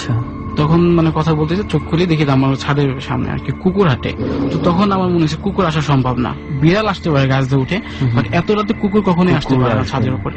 তখন আমার খুব ভয় লেগে যায়, মানে গায়ের পশম ছিল তখন, মানে হাঁটতেছে সামনে দিয়ে, আমার দিকে তাকায় এরকম ঘাড় ঘোরায় ঘোরায়। কিছুক্ষণ আগে যখন বেড়াল হাঁটছিল যে জায়গায়, এখন না না না, বেড়াল তো অপোজিট অ্যাঙ্গেল টিনের ওই পাশে ছিল, টিনের উপরে ছিল, যা সাউন্ড পাচ্ছিলাম আমি। আর কুকুরটা আমার ছাদে, আমার সামনে, আমি শুয়েছি টিনের উপরে, মানে মানে আমি শেষ প্রান্তে শোয়া, তো পুরো ছাদ দেখা যায় আর কি। তো ছাদের উপরে হাঁটতেছে, তখন আমার মনে কুকুর ছাদে আসা সম্ভব না। আর আমাদের বাইরের গেট খুব ভালো মতো লক করা থাকে, এবং ভেতরে কোন কুকুর থাকে না, আসতে পারে না। সে গাছ দিয়ে কুকুর ওঠা সম্ভব না, বিড়াল উঠতে পারে। কিন্তু মানে একটা সাহস মানে ইয়া করার চেষ্টা করছি যে আমি যদি এখন ভয় পেয়ে যাই, আর আমাদের কোনো রেলিং নেই ছাদে, কোনো রেলিং নেই, মানে পড়ে গেলে সমস্যা আছে। তো যাই হোক, পরে আমি প্রচন্ড ভয় লাগে আমার ব্যাপারটা। তো আমি চুপচাপ থাকি, ফোনটা আস্তে করে মানে মানে কথা না বলে নামাই। তো আমি ওইভাবে যে দৌড় দিব, মানে চাদর পেছানো গায়ে একদম, মানে শীতের মধ্যে, তো সচরাচর উঠতে গেলে আমার চাদর ছাড়াইতে হবে আগে। তো যাই হোক, পরে আমি যে উঠবো, মানে কথা জোরে যে সাউন্ডকে ডাক দিব কারে, আমি ওইভাবে আমার মনে হচ্ছে বুকের উপরে বসে গলা চাপ দিয়ে রাখছি, মানে কথা বলতে পারতেছি না। এটা ভয়ে না কেন সেটা শুধু তখন বুঝতে পারিনি। তো যাই হোক, পরে যে উঠি আমি আস্তে আস্তে জিনিসটা, কুকুরটা যখন এই পাশ থেকে ক্রস করে আমাদের মানে টাঙ্কি রাখার জন্য আলাদা ইয়া করছে, সিঁড়ি ওঠার যে মানে ইয়াটা রাখে একটু উঁচা করে, তো ওইখানে ওইটা দিয়ে পেছন সাইডে চলে যায়। তো আমি উঠে আস্তে আস্তে আমার মানে গেটের কাছে যাই, দৌড়ও দিই না তখন, যে অন্ধকারে দৌড় দিব যদি বাই চান্স পড়ে যায় সিরিয়াস অবস্থা হয়ে যাবে। তো আমি পড়ে গেলে অত রাত্রে সবাই এটা অনেক সিন ক্রিয়েট করবে। তো পরে আমি যাই, দরজা আমি প্রত্যেকবার ছাদে আসার আগে দরজাটা চাপাই আসি, কখনো লাগাই আসি না। আমার যেতে হবে, আর খোলা রাখলে কি হয়, নিচ থেকে বুঝতে পারবে যে আমি ছাদে আছি, কেউ একজন আছে। তো দরজাটা আমি যখন চাপ দিই দরজা খোলে না, মানে ধাক্কা দিয়ে দরজা খোলে না। আমি তো দরজা লাগাই আসিনি, আর বাইরে থেকে মানে ছাদের উপর থেকে দরজা লাগানো যায় না, ভেতর থেকে লাগাতে হয়। খুব ভয় পাই। তো তখন মানে কুকুরটা তো তখন ওই যে টাঙ্কি রাখার যে জায়গাটা ওই পাশ দিয়ে চলে আসছে। তো আমি কি করি, এই সাইডে ঘুরে আসি। ও যদি ঘুরে আবার এই সাইড দিয়ে আসে, তো এই জন্য আবার যে জায়গায় ওই জায়গায় আসি। ওই পাশে একটা কামরাঙের গাছ ছিল, ওর ডালটা প্রায় ছাদের কাছে আসে, ওদিক দিয়ে নামা যায়। তো আমি এদিক দিয়ে ঘুরে যখন সরাসরি ওদিকে আসি, তখন আমার দরজা খুলে আস্তে আস্তে। আমাদের দরজাটা কি মানে রং করা, তো আপনার লাগাইতে হলে খুব চাপ দিয়ে লাগাইতে হয়, ঠিক আছে, মানে ইজি না একদম। তো মানে যখন মানে দরজাটা মানে খোলার যে শব্দটি, এটা আমি স্পষ্ট বুঝতে পারি যে দরজা খুলতেছে, ঠিক আছে। মানে আমি আর তখন মানে আমার ভিতরে কোনো ইয়া নেই যে আমি কি করবো, কোন দিকে দৌড় দেবো, গাছ থেকে নামবো কি নামবো না সেটা বুঝতে পারতেছি না। তো যখন দরজা খুলে যায়, তখন আমি মানে ওই ছাদের ওই সাইডে এসে চলে, খুব মানে ভয় লাগতেছে আমার, এত শীত, সবকিছু পেছনে বা ঘামতেছি আমি তখনও। পরবর্তীতে যখন দেখি যে না কুকুরের অ্যাঙ্গেল এদিকে আসতেছে, তখন আমি ছাদে দৌড় দিই। তখন আমি গাছ থেকে নামতে চাই না, তো দৌড়ের সাথে সাথে আমি নিচে পড়ে যাই, আর আমার সেন্স থাকে না। পরে সকালে যখন উঠি, তখন দেখেছি আমি মেডিকেল এসেছি, আমার মানে মুশকিল গেছিল। ওকে, মানে সেই ভয় থেকে আপনি ওখান থেকে পড়েই যান? হ্যাঁ, একদম ছাদে থেকে পড়ে যাই আমি। ওকে, তো মানে এই ছিল আপনার প্রথম এক্সপিরিয়েন্সটা, যেটা আমার নিজের সাথে ঘটেছে, যে কুকুর যেটা আপনার আসলে এখানে থাকার কথাই ছিল না। আসলে কুকুরটা কোনোভাবে কি আপনাকে কোনো কিছু করার চেষ্টা করেনি? করার চেষ্টা বলতে, ও বারবার আমার দিকে, কিভাবে আমি বলি, হাঁটতেছে একদিকে, এবার ঘাড় ঘুরায় দেখতেছে। যদি আমার নোটিস করে, হ্যাঁ, মানে ছাদের এপাশ থেকে এই পাশে যাচ্ছে, বাট ও যদি আমার সোজা থাকতো তাহলে মাথাটা সোজা থাকতো, বাট সেটা না করে হাঁটতেছে, আর আমার দিকে ঘোরায় দেখ, মানে ঘোরে ঘাটটা বাঁকা করে দেখতেছে। আর অন্ধকারে স্বাভাবিক, কিন্তু ওদের চোখ খুব জ্বলে, খুব বেশি জ্বলে, ওই দিনও খুব জ্বলতেছিল। আচ্ছা আচ্ছা, ওকে। তো এটা তো ছিল আপনার নিজের সাথে ঘটা ঘটনা। তো আপনি কি কোনো কিছু অন্য কারোর সাথে ঘটেছে এই ধরনের ঘটনাও আপনার জানা আছে? সেই ঘটনাও বলতে চান? হ্যাঁ, প্লিজ শুনি আমরা তাহলে। এটা হচ্ছে আমার ফুপ্পি হচ্ছে 6টা ফুপ্পি। ছোট ফুপ্পির যে হাজবেন্ড হামিদ পোপা, উনি হচ্ছে কাজ করে, মানে কিসের কাজ করে? জিন ছাড়ানো। তো ওনার মা ওনাকে এগুলো শিখিয়ে দিয়ে গেছিল। আচ্ছা। তো উনি ব্ল্যাক ম্যাজিকও জানতো, টুকটাক নজরবন্দি করে। আমার ফুপ্পির উনি বিয়ে করছে ওইভাবেই, মানে নজরবন্দি করে আমাদের মানে দাদা বাসা থেকে নিয়ে গেছিল। আচ্ছা। তো যাই হোক, তার ঘটনাটা যেটা হচ্ছে ওনার সাথে ঘটা, যেটা নর্মালি ওনার সাথে প্রায়ই ঘটে, উনি খুব রিস্কে থাকে এইসব ব্যাপার নিয়ে, যেহেতু উনি কাজ করে। তো এরকম শীতের মধ্যে গ্রাম এলাকায় তো খেসারি হয়। তো আমাদের হচ্ছে আপনার, এটা হচ্ছে আমাদের দাদা বাড়ি মানিকগঞ্জ, এখানে তো চর এলাকা, বালি, ওইখানে আপনি দৌলতপুর থানা চরকাটের ইউনিয়ন, বালি এলাকা, নদী, যমুনা নদীর সাইডে পড়ছে।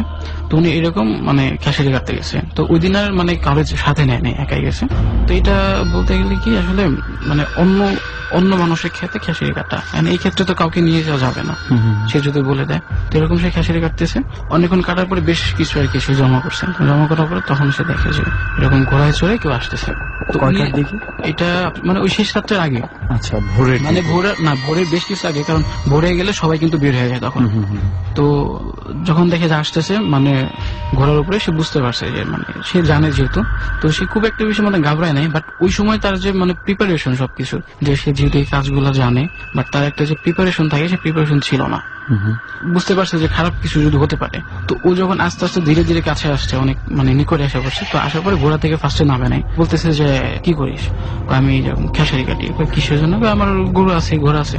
তাহলে আমার ঘোড়ার জন্য তুই খেসারি দে। এটা যে লোকটা ঘোড়ায় করে আসছে তুই করে বলে আর কি, তুই করে বলতেছে। যে আমার ফুপার তো জানে, উনি সাহস তো, বলতেছে কেন দেবো, আমি কষ্ট করে কাটছি, এত রাতে আসছি আমি, শীতের মধ্যে তোরে কেন দেবো? তো বলতেছে না তুই দে। যে ঘোড়ার উপরে উনি বকা দিছে, গাড়ি দিচ্ছে। তো বলছে যে না দেবো না। তো উনি কি করছে, ঘোড়া থেকে নামছে। ঘোড়া থেকে নামে কাছে আসছে ফুপার, তো ধাক্কা দিছে। দেখা গেছে উনি ধাক্কা দিয়ে ফুপার 3-4 হাত পিছনে যায়, আর ফুপার যখন ধাক্কা দেয় উনি কিছুই হয় না।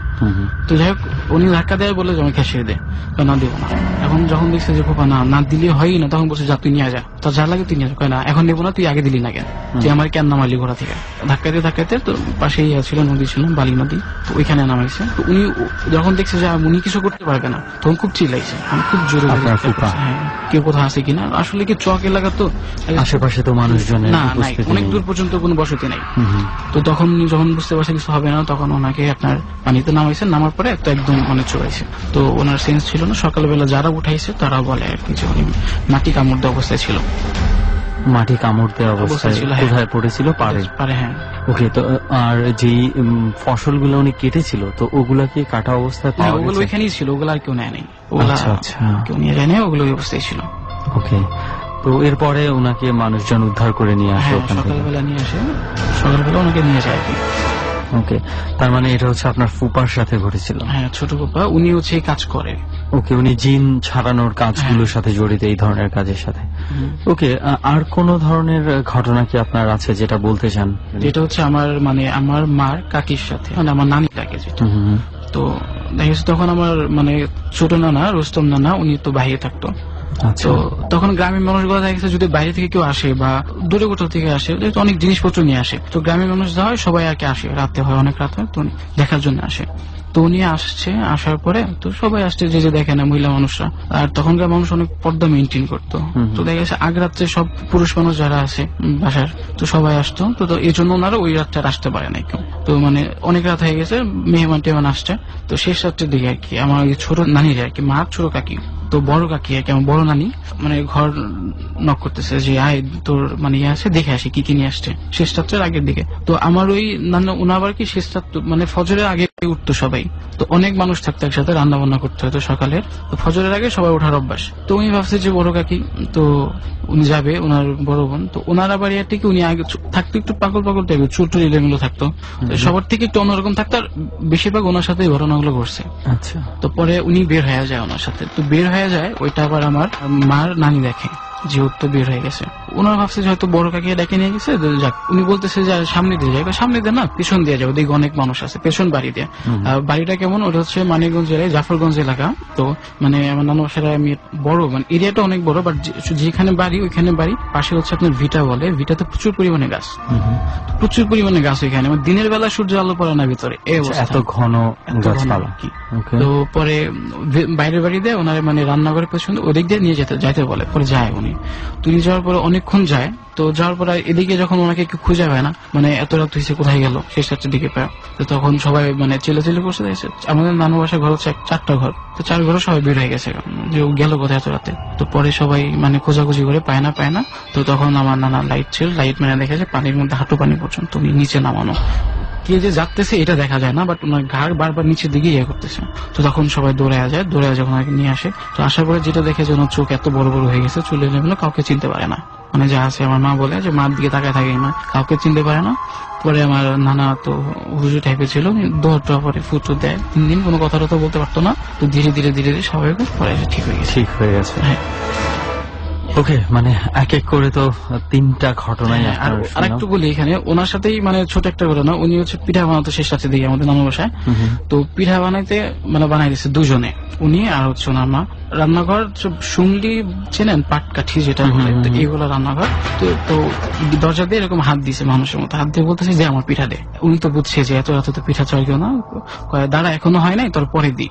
তো কিছুক্ষণ পরে যখন ইয়ে করছে যে হাত বাড়া দিয়ে, তো পিঠা দিতে হাত বাড়াইছে এরকম। তো উনি কি করছে, ওই যখন বলছে যে ওয়েট কর পরে দিই, উনি ওই সময় পিঠা ওঠানোর জন্য আপনার লোহার শিক থাকতো চিকন করে ভাজা পিঠা ওঠানোর জন্য, তো ওটা গরম দিয়ে রাখছিল। তো উনি ওই সময় ওইটা হাত দিয়ে ডাকে, ছাদ দেয়, হাওয়া করে চিল্লাচিল্লি করে যায়, মানুষের মতো কান্না করে, একদম মানুষের মতো। তো পরে চলে গেছে। তো ওই রাত্রে ওনারা পিঠা না বানায়, এবার দুজনে বাসায় চলে আসছে। এরপরে আর কোনো ধরনের প্রবলেম করে নাই ওনাকে? যেহেতু ওনার সাথে বেশ প্রবলেম ওনার সাথে হতো, বেশিরভাগ ঘটনা ওনার সাথে ঘটতো। আচ্ছা আচ্ছা। তো পরবর্তীতে আমি আর শুনি নাই, অনেক আগের ঘটনা এটা, আমার মা তখন ছোট। ওকে, তো অনেক ধন্যবাদ তুর্য ভাই, আপনার এই ঘটনাগুলো আমাদের জার্নিতে এসে বলার জন্য। আপনাকে ধন্যবাদ। আচ্ছা, আমরা তো অনেকগুলো স্টোরি শুনলাম, এবার কার স্টোরি শুনবো? এবার আমার মনে হয় যে উনি আছে ডান্সার থেকে, আমরা শুরু করি। ওনার কাছে আপনার নামটা? আমি রাহাত আর কি, ঢাকা গ্যান্ডারিয়া থাকি, গ্যান্ডারিয়া পুলিশ বাড়ি, মিলবাড়া রোড, আলামুল লেন পড়ছে, মাজার গলি। আচ্ছা, কি করেন আপনি? আমি স্টুডেন্ট আর কি, বিএস করতেছি কবি নজরুল কলেজ। ওকে, তাহলে রাহাত ভাই আমরা শুরুতেই চলে যাই আপনার প্রথম ঘটনার দিকে। ডট টিমের কাছে শুনেছে যে আপনার কাছে কিছু ঘটনা আছে, খুব ইন্টারেস্টিং কিছু ঘটনা, যে ঘটনা অনেকগুলো আপনার সাথেই ঘটেছে। তো আমরা প্রথমে কোন ঘটনাটা দিয়ে আপনি শুরু করতে চান? প্রথমে আমার নিজের ঘটনা দিয়ে বলি। ওকে, এই ঘটনাটা কতদিন আগের? এটা 2010 জানুয়ারির 15 তারিখ থেকে শুরু। ওকে, তাহলে আমরা শুরু থেকে শুনি যে কিভাবে কি হয়েছে। এটা হচ্ছে জানুয়ারির 15 তারিখ থেকে আর কি, আমার সাথে রাগ টাগ কইরা আমি ওই আর কি যে সুইসাইড টাইপের কিছু করছে আর কি। আপনার, আমি বুঝি না বিষয়টা, আপনি আপনার মায়ের সাথে রাগ করে ঝগড়া করে সুইসাইড করার অ্যাটেম্প নিয়েছেন? হ্যাঁ, ফাইজলামি টাইপের, যে আমাকে ভয় দেখাবো। আচ্ছা আচ্ছা। তো এটা সিরিয়াস হয়ে গেছে আর কি।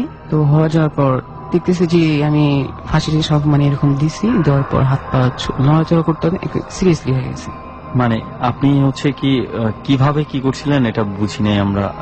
কোথায় আপনি চেষ্টা এটা আমার করছেন? রুমটার মধ্যে, রুমটা আমার সামনে ড্রেসিং টেবিল, ওয়ার্ড্রপ, খাট, মানে হাত দিলেই সবকিছু পাওয়া যায়। আচ্ছা আচ্ছা। কিন্তু ওই রশিটা যখন বাঁধছি তখন যখন গলার মধ্যে ভালোভাবে করছি, তারপর ও আচ্ছা, আপনি আপনার ওখানেই কি এটা কি মানে কোনো কিছুর সাথে একটা পেঁচিয়ে এটা সেখানে আপনি একটা এটা টিন টাইপের ছিল, বড় মোটা টাইপের শ্যাডো কাট।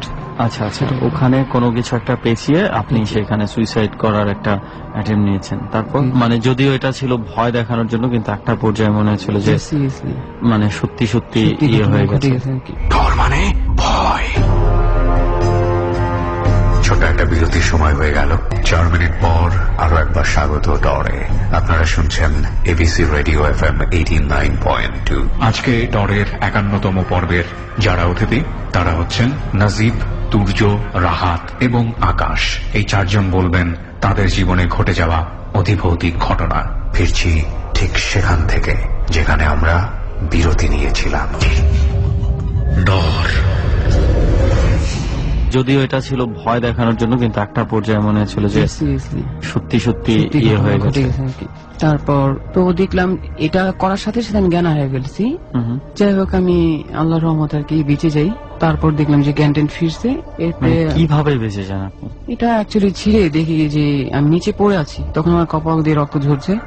ও আচ্ছা, আপনি যে কোনো কিছু একটা পেঁচিয়ে আপনি সুইসাইড করতে গেছিলেন, মানে সেটা কোনো কারণে ছিঁড়ে গেছে, আপনি নিচে পড়ে গেছেন। দেখি যে আমি শুয়ে যে মাথা দিয়ে রক্ত পড়ছে, তখন আমি নিজে থেকে গেটটা খুলি। খোলার পর সবাই ঘরের ভিতরে ঢুকে, যেহেতু ঘরটোর লোহার গেট ছিল, ভাঙতে পারেনি। তখন তারপর আমার চিকিৎসা হয়, আমি 2 দিন পর্যন্ত আর কি কথা বলতে পারিনি। আচ্ছা। ফার্স্ট আর একটা ঘটনা যে আমি যখন ঘুমায় থাকি রাত্রে 3য় দিন, দেখি যে ওই উন্নাটা প্রায় মাগরিবে নামাজের পর দেখি উন্নাটা আমার পাশে পড়ে আছে আর কি, সেম একই রকমের গিট টিট দেওয়া। এটা মানুষ গলা, যেটা এই ওড়নাটা দিয়ে আচ্ছা আপনি সুইসাইড করতে চেয়েছিলেন, সেই ওড়নাটা পড়ে আছে। তো ওড়নাটা তো পড়ে থাকা আপনার বাসার স্বাভাবিক না? ওড়নাটা থাকতেই পারে। এটা আমার কাজটার পরে উন্না বা আমার গায়ের যে কাপড় চোপড় সবকিছু আগুনে পুড়ে ফেলা হয়েছে সেদিনই। ওকে, মানে আপনি যখন এই সুইসাইডটা করতে যান, এরপরে সামহাও যখন বেঁচে যান, মানে তখন আপনার বাড়ির লোকজন যে ওড়নাটা দিয়ে আপনি সুইসাইড করতে চেয়েছিলেন এবং যেই পোশাকটা তখন আপনার পরনে ছিল, এগুলো সব আগুন ধরিয়ে দিয়েছে। কিন্তু তার পরের দিন আপনি ওই ওড়নাটা আবার দেখতে পান যে আপনার বিছানায়। হ্যাঁ, দেখতে পাই সেম ওইভাবেই। ওইভাবেই। তারপর এটা আমি কোনো আর ভাবিনি যে এটা চোখের ভুল হইতে পারে, তো বাদ দিয়ে দিলাম। প্রায় 2 দিন পর দেখলাম যে যেখানে আমি এই কাজটা করছি সেখানে সেম আমার মতো একজন অবিকল সেখানে ঝুলতেছে, উনি আত্মহত্যা করতেছে। মানে কোথায়, মানে আপনি কোথায় চেষ্টা করছেন? আপনার রুমেই? এবং আপনার রুমেই দেখছেন যে আপনার মতোই একজন ঝুলছে। তারপর তো এটা না আম্মুর কাছে বললাম যে আম্মু যে এরকম ঘর হইতেছে। এটা কি হচ্ছে আপনি এগুলা দেখছেন যে আপনার ওই সুইসাইড করার চেষ্টা করার পর থেকে? এমনকি আমাকে আবার ইশারা করা হয় যে এটা আবার কর রাজীব, এটা আবার কর। আচ্ছা আচ্ছা। তারপর ভয় যেত যে এটা আবার করবো কেন, এরকম কেন ইশারা করা হয়? মানে সেই লোকটা মানে আমার সেম ফাঁসি দিচ্ছে। আচ্ছা আচ্ছা, মানে আপনি যেটা দেখতে পান যে ঝুলে আছে, মানে সেখান থেকে আপনাকে ইশারা করা হচ্ছে যে আপনি আবার ট্রাই করে দেখেন এটা। এর পরিস্থিতির পরে আমি আম্মুকে বললাম যে আম্মু আমাকে এরকম ভাবে বা এরকম সমস্যা হচ্ছে এই ঘরটা। তো আম্মু 1 মাস পরেই ঘরটা ছেড়ে দিল। এই ভয়ের কারণে যখন আপনার মায়ের কাছে বললেন যে আপনার বাসাটাই ছেড়ে দিলেন? হ্যাঁ, বাড়ি ছেড়ে দিলাম। তো বাড়ি ছেড়ে দেওয়ার পর যেই বাড়িতে আমরা নতুন উঠলাম, তো এই বাড়িতে 1 মাস। কোথায় উঠেছেন? একই এলাকায়, পাশের বাড়ি। আচ্ছা। তো 1 মাস ভালো ছিলাম। 1 মাস ভালো ছিলাম। এরপর থেকে মানে শুরু হলো আবার যে রাত্রি সমস্যাটা হয় বেশি। ঘুমানোর সময় দেখি যে কালো ছায়ার মতো। ফার্স্ট আমি আগে দেখতে পারতাম না, শুধু কালো ছায়া এরকম মনে হইতো আর কি, যে কিছু ঘরের মধ্যে হাঁটাচলা করতেছে, আমি ভয় পেতেছি এরকম। দেখলাম যে আশেপাশে এখানে থাকে, কতক্ষণ পায়ের কাছে, কতক্ষণ মাথার এখানে আসে, আয়নার ড্রেসিং টেবিলের সামনে এরকম। আচ্ছা আচ্ছা। তো এরকম পুরো ভয় পেতাম। ভয় পেলে আমি কি চাদর মোড়া থাকতাম। তো নেক্সট টাইম আবার দেখলাম নেক্সট দিনে যখন আসে ঝিমঝিম হয়ে যায়, যে মানুষের হাত পা অবশ হয়ে যায় না, হাত পা ঝিমঝিম করে, পুরো ঘরটা এরকম আর স্তব্ধ হয়ে যায়, যে মানে কোনো শব্দ নাই এরকম কিছু। তো দেখলাম এটা হলেই যে আপনি বোঝেন যে এই জিনিসটা আবার হয়তো আবার হবে এরকম। তখন দেখলাম যে তখন আবার দেখতে পাই, ফার্স্টের দিন তো দেখিনি ছায়াটা মনে হয়েছে যে ঘুরতেছে। পরের দিন দেখলাম যে সোফার মধ্যে বসলো, কখন দেখলেন? পরের দিন আর কি, পরের দিন কয়টার দিকে? রাত্রি রাতের বেলা দেখছেন যে 3টা এরকম দিকে। আপনার ঘরে সোফায় বসে আছে? হ্যাঁ, বসে আছে। কি বসে আছে? ওই আর কি যে খারাপ জিনিসটা, যে তখন দেখলাম যে হয়তো একটা মহিলা টাইপের মতো লাগলো, যে বড় বড় চুল দেখলাম, কিন্তু যখন আবার আসলো ড্রেসিং টেবিলের সামনে তখন আবার মানে মাথায় চুল। তারপর দেখলাম। আর আপনি কি করছেন তখন? তখন আমি চাদর মধ্যে আমি চোখটুকু আর নাক যেহেতু নিঃশ্বাস জন্য নেওয়ার জন্য অতটুকু বের করে পুরো শরীরে চাদর দিয়ে ঢেকে রাখছি।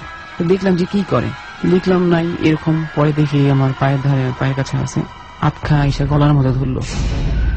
গলার মধ্যে টিপটা মানে এরকম প্রচুর গলার চাপ দেওয়ার ধরে রাখলো। তো আমি দমদম আটকে গেলাম যে কাউকে বলবো বা কাউকে চিকাকে বলবো, এরকম হচ্ছে সেটা আর পাই না। তো আমরা ভাগ্যি যে তোমার পাশে শুয়ে থাকে, এটা বোবা টেবিল হইতে পারে, যে কোনো মানুষের গায়ে টাচ করলে আমি হয়তো এটা আমার ছেড়ে দিবে।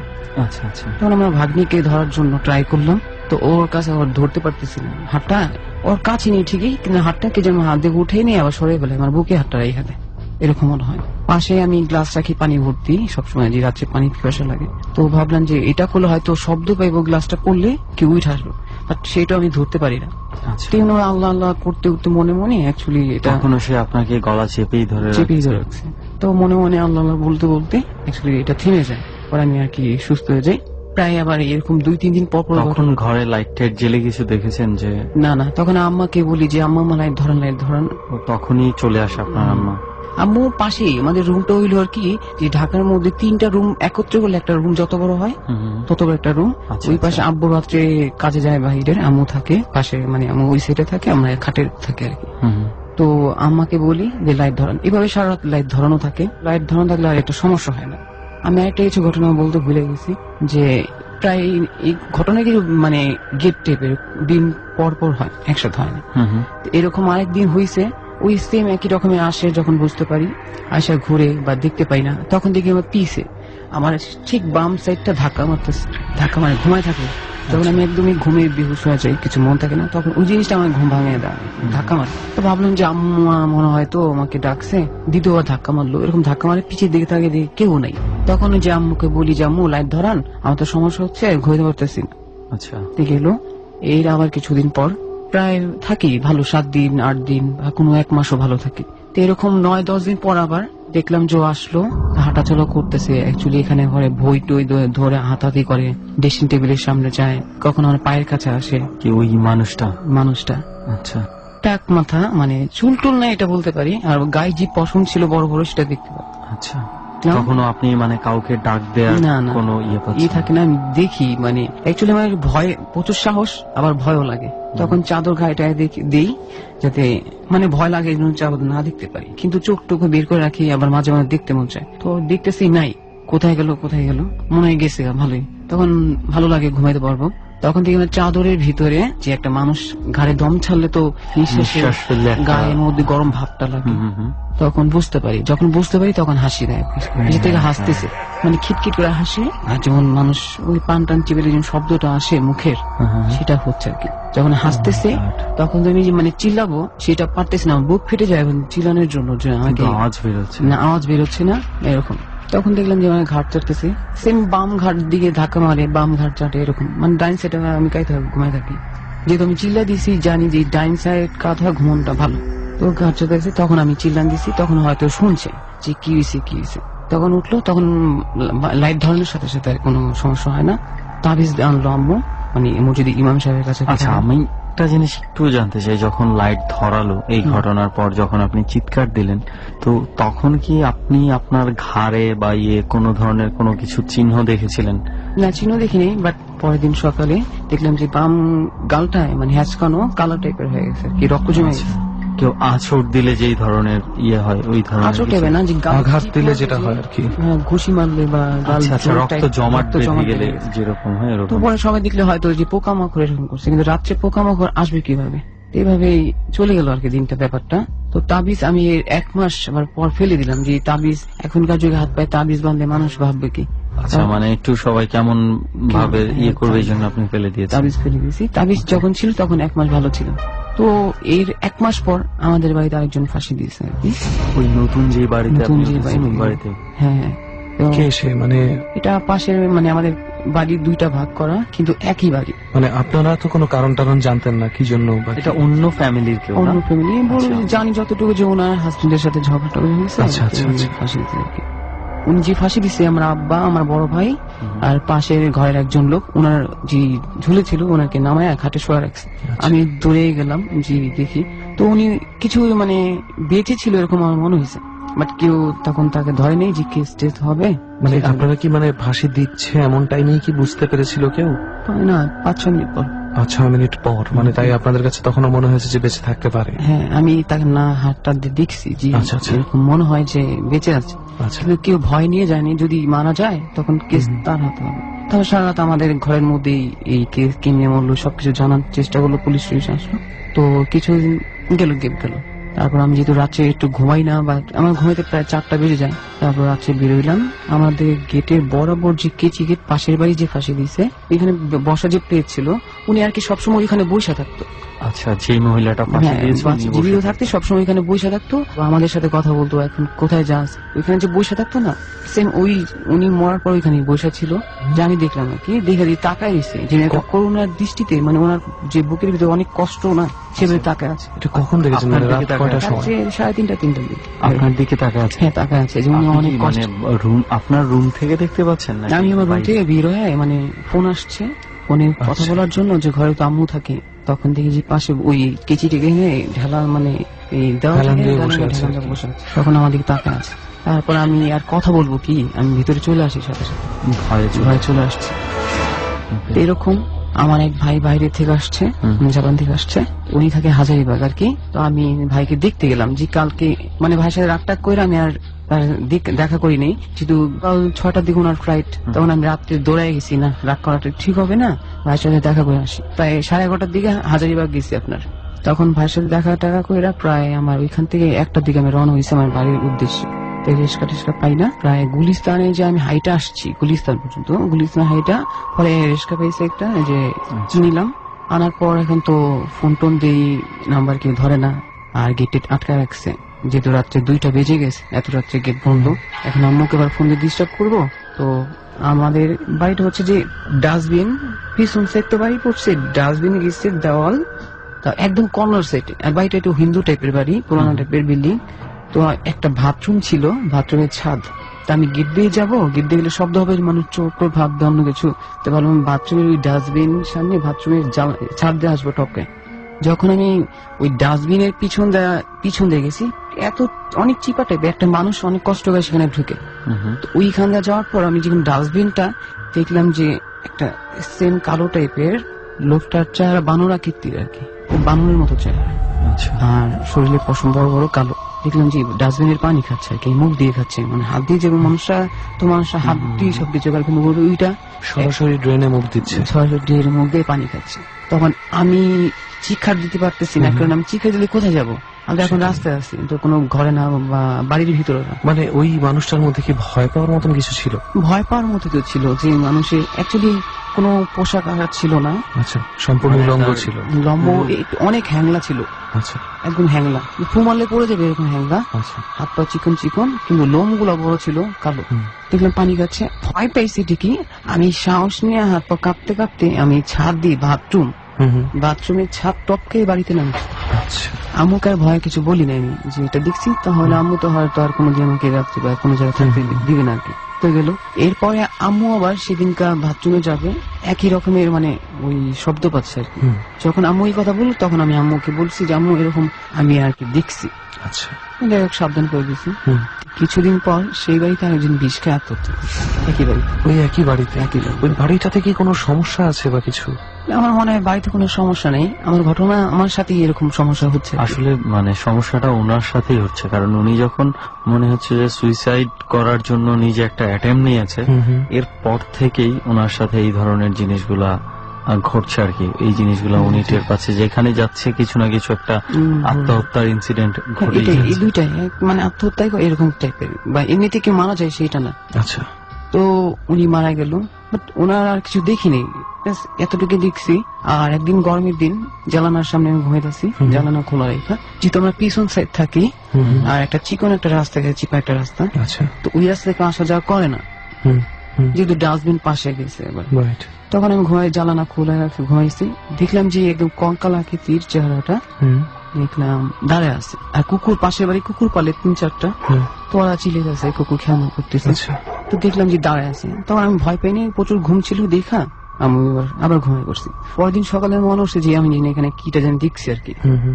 যা ঘটনা, পাশে এক ছোট ভাই পাশের বাড়ির 15-16 হবে, সে শাওন নামে, যে নদীতে ওই লাইন টেন গেলে আমরা সবাই নদীতে বড় বড় জাহাজ থাকে, সেখানে আড্ডা মারি। এটা কোথায়? বুড়িগঙ্গা নদী, আপনার মিলবারেকের মধ্যে জেঠি বলে, পাকা জেঠি।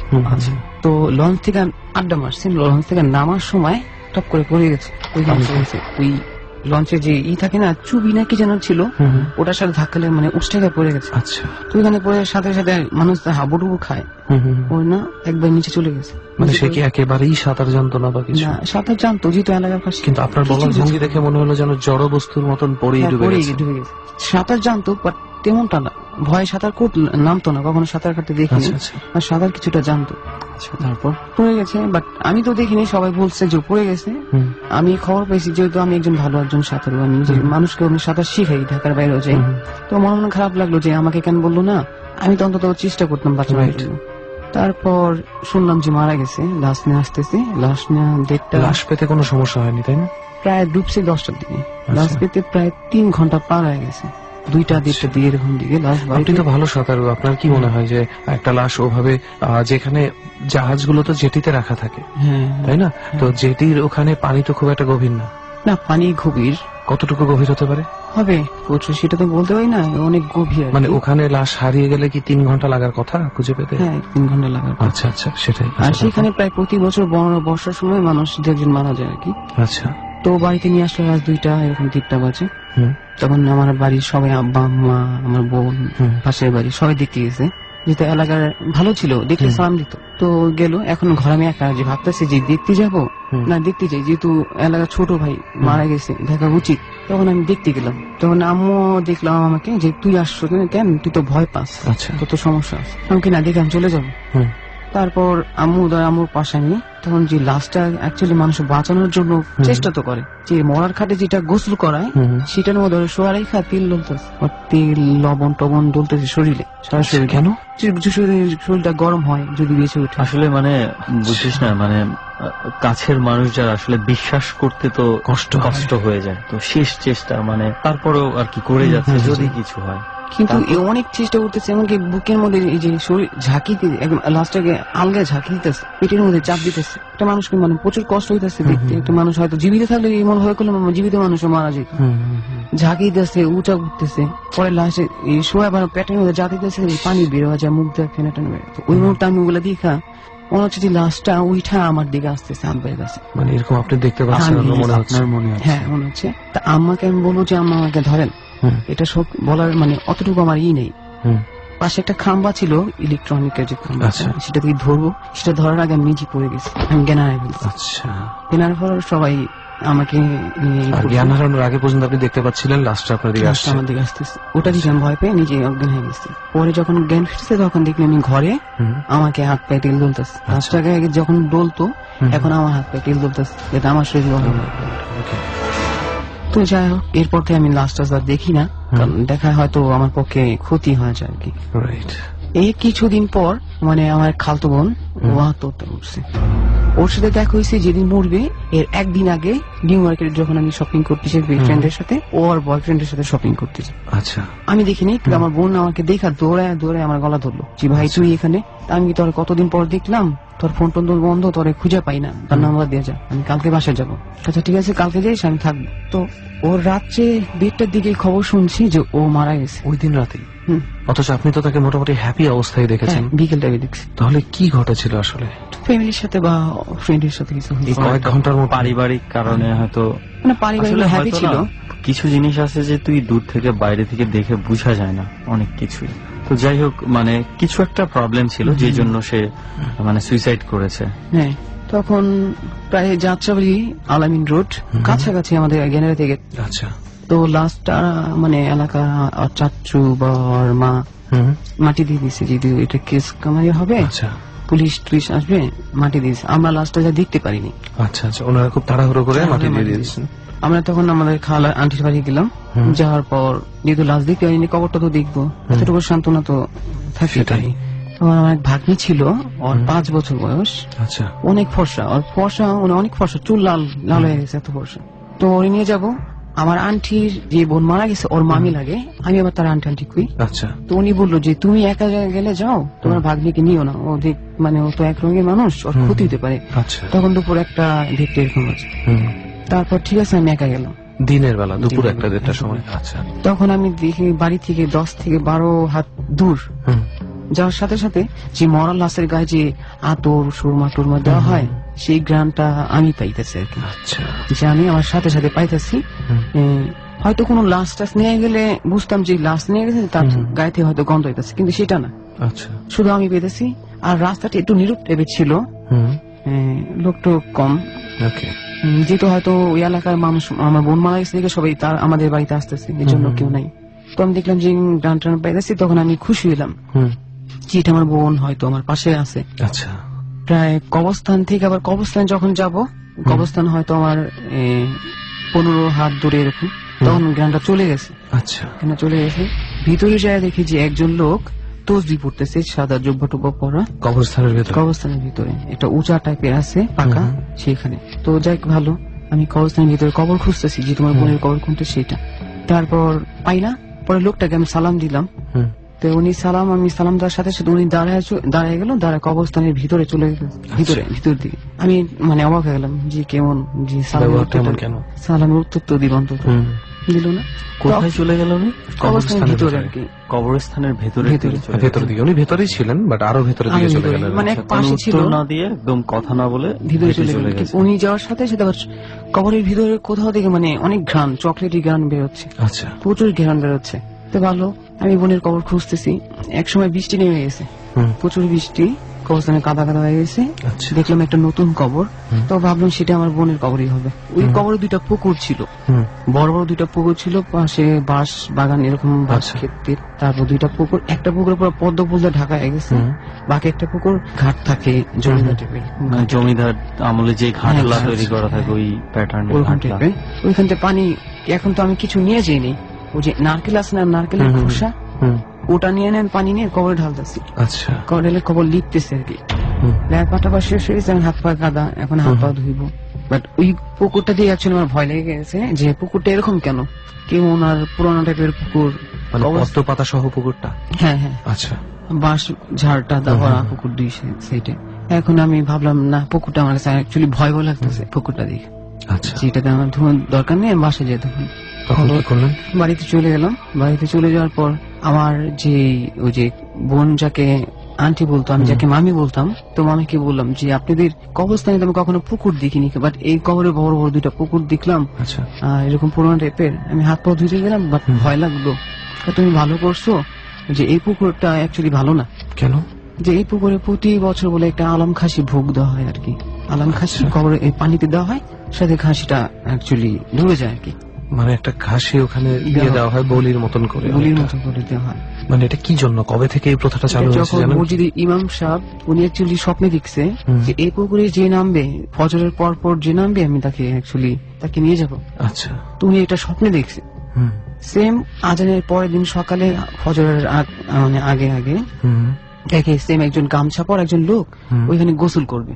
আচ্ছা, উনি যে এটা দেখছে, স্বপ্নে যেটা দেখছে বাস্তবে সেটা দেখলো। তো ওই লোকের হাতটা ধরলো যে তুমি নেও না, সমস্যা আছে, বাট নামে নেই। বাট ওইখান থেকে আর কি ভোগ দেওয়া হয়, ওনাকে হয়তো নির্দেশ করছে এরকম দিতে, তারপর সবাই ওই কাজটাই করে। এটা এখনো চলছে? হ্যাঁ, এটা এখনো চলছে আর কি।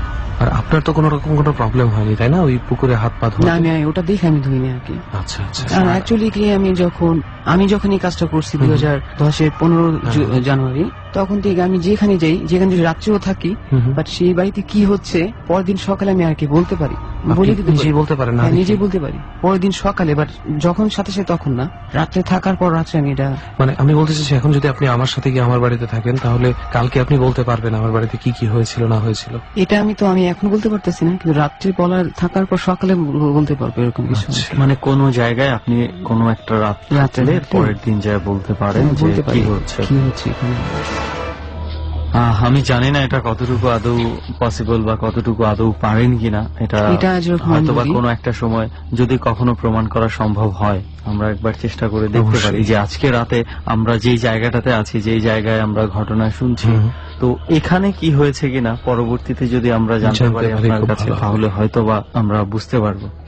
তো ওকে, রাহাত ভাইয়ের ঘটনা তো শুনলাম রেহান, রাহাত ভাইয়ের ঘটনা শুনলাম, রাহাত ভাই যেসব ঘটনা ঘটিয়েছেন সেটাও শুনলাম।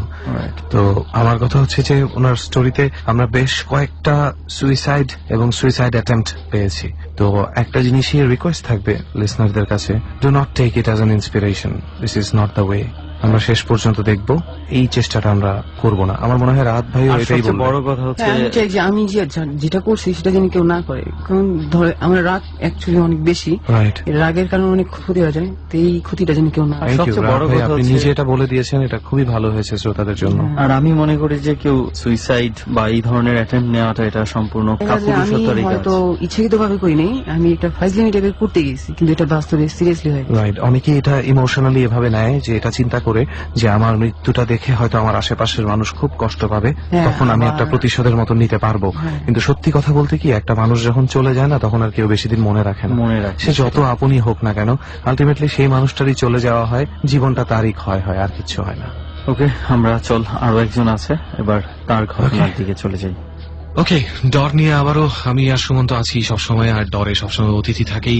আর আজকে আমাদের সাথে সাগর, নদী না, আমাদের সাথে আছে আকাশ। কেমন আছেন আকাশ ভাই? ইনশাআল্লাহ আপনার দোয়া ভালো আছে, আল্লাহর রহমতে। ওকে, তাহলে আমরা কি শুরু করে দিব? ঠিক আছে, আমরা তাহলে আর সময় নষ্ট না করে শুরু করি। প্রথম গল্পটা কোনটা সেটা দিয়ে শুরু করি আমরা। আর তার আগে একটু আকাশ ভাই কি করেন? আমি রিক্সা চালাই, এক পায়ে রিক্সা চালাই, এই রিক্সা চালাই আমার সংসার চলে। এক পা দিয়ে আপনি রিক্সা চালাচ্ছেন? তো এই জায়গায় বলতে চাই যে আকাশ ভাই আমাদের সঙ্গে জার্নিতে যোগ দিয়েছে, উনি রিক্সা চালায়, মানে বুঝতেই পারছেন যে তার জন্য জীবন ধারণটা কতটুকু কষ্টকর। এবং তার চেয়েও আরো একটা বড় বিষয় হচ্ছে ওনার একটা পা নাই, তারপরেও একটা মানে অদম্য ইচ্ছা থেকে উনি ডর টিমের সাথে যুক্ত হয়েছেন জার্নিতে, যে আজকে তার ঘটনাগুলো বলতে চায়। চল তাহলে শুনুন, আমরা গল্পে চলে যাই। আচ্ছা আকাশ ভাই, আমরা শুনেছিলাম ডট টিমের কাছে ঢাকা শহরের খুব মানে বিখ্যাত একটা মেডিকেল কলেজে আপনার কিছু একটা ঘটনা হয়েছিল। তো এই ঘটনাটা কি ছিল একটু শুরু থেকে বলেন, এবং এটা কতদিন আগে ঘটনাটা ঘটেছে? ঘটনাটা আমার শালার নিয়ে। আপনার শালার সাথে? আমার শালার নামে সুমন, ছোট মানুষ, ওরা তো 3-4 জন মিললা ল্যাংটার মাজার গেছিল। আচ্ছা আচ্ছা। ওই ল্যাংটার মাজারটা এরা 4 দিন ঘুরিয়া, মানে সবাই মিলে সবার যার যার মতো হ্যাঁ বসে একলা। আমার শালা বলতে একলা মানুষ, কি মাজারে কি বেয়াদবি করছে না কি করছে ওরা আর বলতে পারে না। আচ্ছা। পরে একদিন রাতের 12টার সময় আমাদের বাসা আইসে, 12টার সময় আমার শালা ডালতেছে গেট ঠাপায় যে দোলাভাই গেটটা খুলেন। কি হয়েছে? দোলাভাই আমি সুমন। আমরা খুলে দিকে আসো সুমন। পরে সুমনের মারা ডাকছিলাম এবং সুমনের বন্ধু ডাকছিলাম। পরে আর মানে কাপড় চুপড় মানে কিরকম একটা রক্ত রক্ত মানে পায়ের দিকে চামচা উঠে যেতেছে, পায়ের দিকে চামড়া উঠে যাচ্ছে, পায়ের দিকে মানে বেদ করেছে তো, মানে পাওয়াটার ভিতরে মানে চামড়া দিয়ে আস্তে খুলে পড়ে। আচ্ছা, মানে আপনি বলতে চাচ্ছেন ওই মাঝারে সে এমন কিছু কাজ করে আসছে যেই কাজটা করা উচিত না? না। আচ্ছা, ওকে। তবে যাক, তারপর আমরা কার মারে বললাম, দেখো সুমনের পায়ের দিয়ে রক্ত বেরোতেছে, তো তুমি এক কাজ করে ওর কি যেন হয়েছে। পরে আমরা বলি, সুমন তোমার কি হয়েছে? কো বলতে হবে, আমার তো কিছু হয় নাই। পরে ঠিক আছে, আমরা তোমার পায়ের কে সাপ কে রক্ত, তুমি প্যান্টটা পাল্টাও। পরে সেই প্রেমটা খুললে পাল্টাতে পেনাল হলো, মানে প্রস্তুত মানে কাপড়ের সাথে সাথে মাংস খুলে যেতেছে। তারপর খুলে যাচ্ছে। পরে আমরা আবার এই চিন্তা ভাবনা করে তাদের সবাই মিলে তাড়াতাড়ি এটা কোনো মতো পেশায় মশায় মেডিকেল নিয়ে যেতেছে। তো আর মা মানে আত্মীয় সবাই মিললে রাতে 12টার দিকে সিএনজি মুঞ্জি পাই না কিনা, তো লাস্টে একটা সিএনজি পাইছি, এক সিএনজি সবাই কিছু, বাকি দিন মানুষ অন্য দিয়ে বাস মেডিকেল কেউ মতো করে পোষায় যাবার লেগে মেডিকেলে নিয়ে আসছে। যাক, আমি আবার দূরে গেলাম, লিফটের 5 তলা ভর্তি হয়েছে। আচ্ছা, ওই হাসপাতালে 5 তলায় 115 নম্বর ওয়ার্ড। ওকে। তো একটু তারপর ডাক্তার নাই, নার্স আছে। নার্সের বললাম, নার্সের বলছে ঠিক আছে তুমি এক কাজ করো, তোমার এটাকে সিটি এবার বহন করো, তোমরা রুগীর কাছে যাবো, আর আমি স্লিপ দিই তোমার কাজ করো। ম্যাডাম আমি আপনার কাছে যাই, আপনি কি দিবেন আমাকে দিয়ে। ম্যাডামের নাম দিয়েছি, ম্যাডামের স্লিপ লিখে দিছে, ওষুধ দিলাম আমাদের, আবার ডেটল মটল যা যা লাগে আনার জন্য। তো আমি আবার গেছি, যেতে যেতে যেতে এক বৃদ্ধ মহিলা, মানে একবারে বয়স্ক, মানে আমি যে সিঁড়িতে নামতেছি আমি লিফটটা পারতে পারি না, সিঁড়ি দিয়ে আপনি সিঁড়িতে আমি নামতেছি। একটা বৃদ্ধ মহিলা বলছে তুমি কোথা চাও? আমি দেখেন আমি খালা আমি ওষুধ আনতাম। ওষুধ তো এইদিকে পাইবা না, তো ওষুধ এক কাজ করো, তুমি ওই সিঁড়িতে পাইয়া অন্য গুলিতে যাও। আচ্ছা তো অন্য গুলিতে গেলে ওই গুলিতে তোমার পিছাতে ডাক্তারখানা ওষুধ নিয়ে বসে। আচ্ছা তাই আমি ঠিক আছে হইতেও পারে, তো আমি আর ওদিকে না যাই যে আমি ওইদিকে গেছি আর কোথাও গেছি। আর কখন পর্যায়ে দেখি মানে কিনো মানুষ নাই টানুষ নাই কিছু নাই, মানে একবারে নীরব মানে এরকম একটা জিনিসটা ভয়াবহ জিনিসটা। আচ্ছা লাশের ঘর, এটা যে লাশ মানে মর্গের কথা বলছেন? মর্গের কথা। আমি হাঁটতে হাঁটতে মানে কোন জায়গায় গেছি, তারপর আমি দেখি একটা গেট খুলে গেছে, পরে আমি চিন্তা করলাম ওটা ডাক্তারখানা আছে। আচ্ছা তা আমি ওই ডাক্তারের মনে যে আমি ঘরটা ঢুকছি, ঢুকে দেখি মানে আপনি মানে একটা দরজা খোলা দেখে আপনি ভেতরে যাচ্ছেন যে হয়তো বা এখানে কেউ থাকতে পারে, জি জি সেই জন্য আপনি ঢুকেছেন ভেতরে। জি জি জি। আমি দেখছি যে জর্দা খুলছে কে জানি, আমার সামনে ডাক্তারখানা আছে, তো ডাক্তারখানা থাকলে বেশ আমি ওদিকে ওষুধ টষুধ লম। হ্যাঁ আমি ডাক্তারের রুম মনে বোঝাই আমি মর্গ ঢুকেছি। আমি তো জানতাম না এটা মর্গ, আমি তো মনে বুঝলাম যাক এটা ডাক্তারখানা।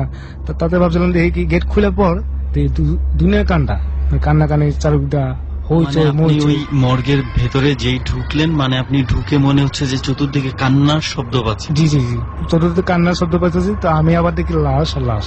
আচ্ছা আচ্ছা, তো কান্নাকানি তো এটা তো কোনো ইয়া না, লাশের থেকে তো আসার কথা না, তারা তো মৃত্যু মানুষ হবে কেমন কানতে, মৃত্যু মানুষ তো আমি চিন্তা করলাম যাক এটা হইতেও পারে। আপনার কাছে স্বাভাবিক মনে হয়েছে এটা হতেও পারে? হ্যাঁ হইতে মানুষ কাঁদছে, তখনই ভৌতিক কোনো কিছু একটা ধরে নিয়ে যে স্বাভাবিক ভাবে নিজের সাথে যে হ্যাঁ ভৌতিক কোনো কিছু ব্যাপার হলে অ্যাটলিস্ট আমার ধারণা উনি বোঝাতে চেয়েছে যে অ্যাটলিস্ট উনি ব্যাপারগুলোর সাথে ইউজ টু। আচ্ছা জি জি, যাক আমি চিন্তা করলাম এই লাশের এই ঘরটা আমি এবার কেমে যাবো, তো এটা তো ডাক্তার করি না, তো আমি তো মর্গে বললাম, তা আমি কেমনি চলে যাবো। তা আমি যাইতে লইছিলাম, পিছিয়ে আমার কিছু ডাক্তার এই ছেলে এদিকে আসো, এই ছেলে এদিকে আসো। আমি আবার পিছিয়ে চাই দিয়ে মর্গে গিয়ে ডাক দিব আমার পিছু তো কিছু নাই। তখন আমি চিন্তা করলাম যাক কিছু নেই, মানে মনের পুরুতর এটা আমাকে একটা অভ্যাস, আমার বুট পেটনির দিকে আমাকে একটা কার্য বেশি থাকে আর আমাকে সাহস বেশি, এটা দেখে আমাকে একটা ইয়ে আছে কায়দা আছে, তাই এরকম ভয় পেলে চলবো না। তো ঠিক আছে আমি আবার গেটটা আমি আবার ভয় তুলেছি, চুরি মানে ভয়ঙ্কর চিৎকার। তখন আমি কি এত ভয়ঙ্কর চিৎকার জীবনে শুনে আর আমি দেখি আমি আশেপাশের কোন আমি ছাড়া কোন আর খাই লাশ, আমি লাশের সামনে বসছি। আমি আবার লাশের বান খুলছিলাম, একটা বান খুলছিলাম, খুলে দেখি একটা চোখ হিরিগুম বড় লালের মতো টুকটুকা, মানে জিবাটা এইভাবে এটা আবার মেচে বান দেয় আবার ঠেস। আমি গেছি হে বৃদ্ধ মহিলা আমার সামনে রেখে তুমি কই চাস, তুমি না ওষুধ নিবা? আমি ওষুধ নিব না, এটা তো আপনি তো আমার ভুল ঠিকানা দিচ্ছেন, তো এটা তো লাশের ঘরে আমার রয়েছে মর্গরাজ, তো আপনার কথা আমি শুনুক না। কেন তুমি কথা শুনবো না? তুমি শুনেন আপনি কি আমার কি জানে মাত্র আইছেন না আপনার কি আপনার আমি এতটুকু আমার একটু বলেন আর কিছু না বললে অনেক তুই যা এত হেল্প করলো কোয়া পর আমি একে দৌড়ে লাড়ি স্লিপ পড়ে যায়, এই সিঁড়িতে পড়ে যাওয়ার পর আমার মামুরা এক বুঝেছে যে আমার বাইক না কই এত গেছে ওষুধ লিখে পর আমার বাইক মামু সবাই মিলে দৌড়ে দেখি সিঁড়িতে আমি পড়ে গেছি। পড়ে যাওয়ার পর তো মামু আমার উঠাইছে, উঠে মাথায় পানি দিচ্ছে, আমার দেখবো না উঠে গিয়ে দেখবো। আমার মামু আমার মাথা পানি দিয়ে 1 ঘন্টার পর মানে 3:30 আমার মাথার জ্ঞানটা আইসে। জ্ঞানটা আবার বলছে তোমার কি আমি তো দুটো ঘুরে গেছি। রেহান, ঘটনাটা কিন্তু একটা ইন্টারেস্টিং একটা ঘটনা, কিন্তু হয়তোবা আমার ধারণা যে লিসনাররা এবং এখানে যারা আছি আমরা সবাই একটু আমরা মানে বুঝতে সমস্যা হচ্ছে বিকজ অফ ওনার মানে ওয়েভ যে টকিংটা এটার জন্য আমরা হয়তো ঘটনাটা পুরোপুরি বুঝতে পারছি না। ওকে, তো এইটাই যে মেডিকেল কলেজের কথা বলছেন, মেডিকেল কলেজের ঘটনা। তো ওকে, আমরা তো প্রথম ঘটনাটা শুনলাম আকাশ ভাই আপনার কাছে, এবার আরো একটা ঘটনা আছে যেটা আমরা ডট টিমের কাছে শুনেছি, সেই ঘটনাটা কি ছিল একটু সেই ঘটনাটা শুনে ফেলি রেহান। চল শুনে ফেলি। আমার ঘটনা হচ্ছে আমি একদিন রাতে শুয়ে রয়েছি, বৃহস্পতিবার দিন রাত, শুক্রবার দিন রাতে আমার স্বপ্ন দেওয়া হয়েছে যে তোমার বাবা মারা আছে তুমি আসো। শুক্রবার দিন রাতে আপনি স্বপ্ন দেখলেন যে আপনার বাবার মৃত্যু হয়েছে, স্বপ্ন দেখেছেন? জি জি। তারপরে কি হলো? তারপরে আমি স্বপ্ন হইতে পারে ওয়াপলে না বললা, তো আমি আমার কাজের মধ্যে চলে গেছি সকালবেলা। রাতে 11টার সময় বাসা আইসি, তো এরকম সময় আবার ফোন আইছে দেশেতে, আমার মা ফোন দিয়ে বলছে বাবা তুমি কোথায়, তোমার বাবা মারা গেছেন, তুমি তাড়াতাড়ি আসো। সত্যি সত্যি আপনার? হ্যাঁ সত্যি সত্যি মারা গেছে। হ্যাঁ, তো বলছে তারপরে মা এটা কি বলেন, আমি গত রাতে আমি যে স্বপ্ন দেখছি এটা কি সত্যি হতে পারে? আমার মা বলছে তুমি কি দেখছো? যে আমি দেখছি আমার বাবা মারা গেছে।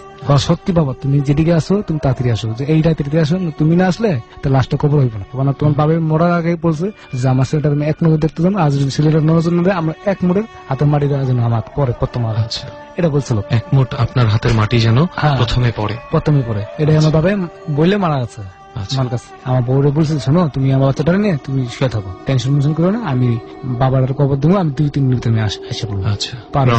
রওনা দিলাম। রাতে রওনা দেওয়ার পর দেখি কাউন্টার বন্ধ, সব 11:30 বাজলে কাউন্টার একটু বন্ধ হয়ে যায়, মানে কোনো গাড়ি করে আর উঠে নাই যাওয়ার জন্য। অনেক কেমে যাবো একদম বাবার মৃত্যু শুনলাম তো অনেক কথা আমি 2-3টা গাড়ি আমি থামাইছি কেউ থামাইলো না লাস্ট পর্যন্ত একটা গাড়ি পাইছি ফরিদপুর যাবো মালের গাড়িটা। আপনি ফরিদপুরের গাড়িতে হ্যাঁ ফরিদপুর গাড়ি না ওটা আপনার পিক আপ। আচ্ছা আচ্ছা আচ্ছা মালের পিক আপ মানে মাল লয়ে যেতেছে আমার রাস্তা আমার দিল। আপনাকে কোথায় নামাই দিল? চৌরাস্তা নামাই দিয়েছে। আপনাদের বাসা থেকে সেটা কত? আমাকে বাসা থেকে আবার আবার 10 খেট পার হয়ে ঠিক হাইটে যেতে হয়। নামাই দিয়েছে রাইতে বাজে 1টা। হ্যাঁ তারপর আমি হাঁটা শুরু করলাম পঞ্চায়েতে গিয়ে আমি হাঁটতে আল্লাহ আল্লাহ আমার বাপরে কিলে নিয়ে গেলাম। ওই যে রাস্তাতে আমরা যাবো এই রাস্তা একজন মানুষ আরেকজন মানুষ আইতে পারে না। আচ্ছা এত চিকন সরু রাস্তা? হ্যাঁ চিকন রাস্তা মানে একজন দিয়ে আরেকজন আইতে পারে ধান খেত পাড়ায় এরকম অবস্থা। দূরে থেকে একটা লোক কেটা সামনে এসে দেখে আমার বাপ। আপনি ভয় পাননি? না না না আমি ভয় পাই না। আমি আবার বলছি আব্বা তুমি এরকম করে না তুমি মৃত্যু হয়েছো। আমার আম্মা তোমার ফোনটা বলছে যে একটু আগে 1 ঘন্টার আগে পরনে আমি তোমার আইসি তোমার দেখবার জন্য। ও আমার আব্বা বলছেন না বাবা আমি তো মরি নাই তুমি এক কাজ করো তুমি এত রাত করে আইসো তোমার আমি আগে আমার বাসায় নিয়ে করে আইসি।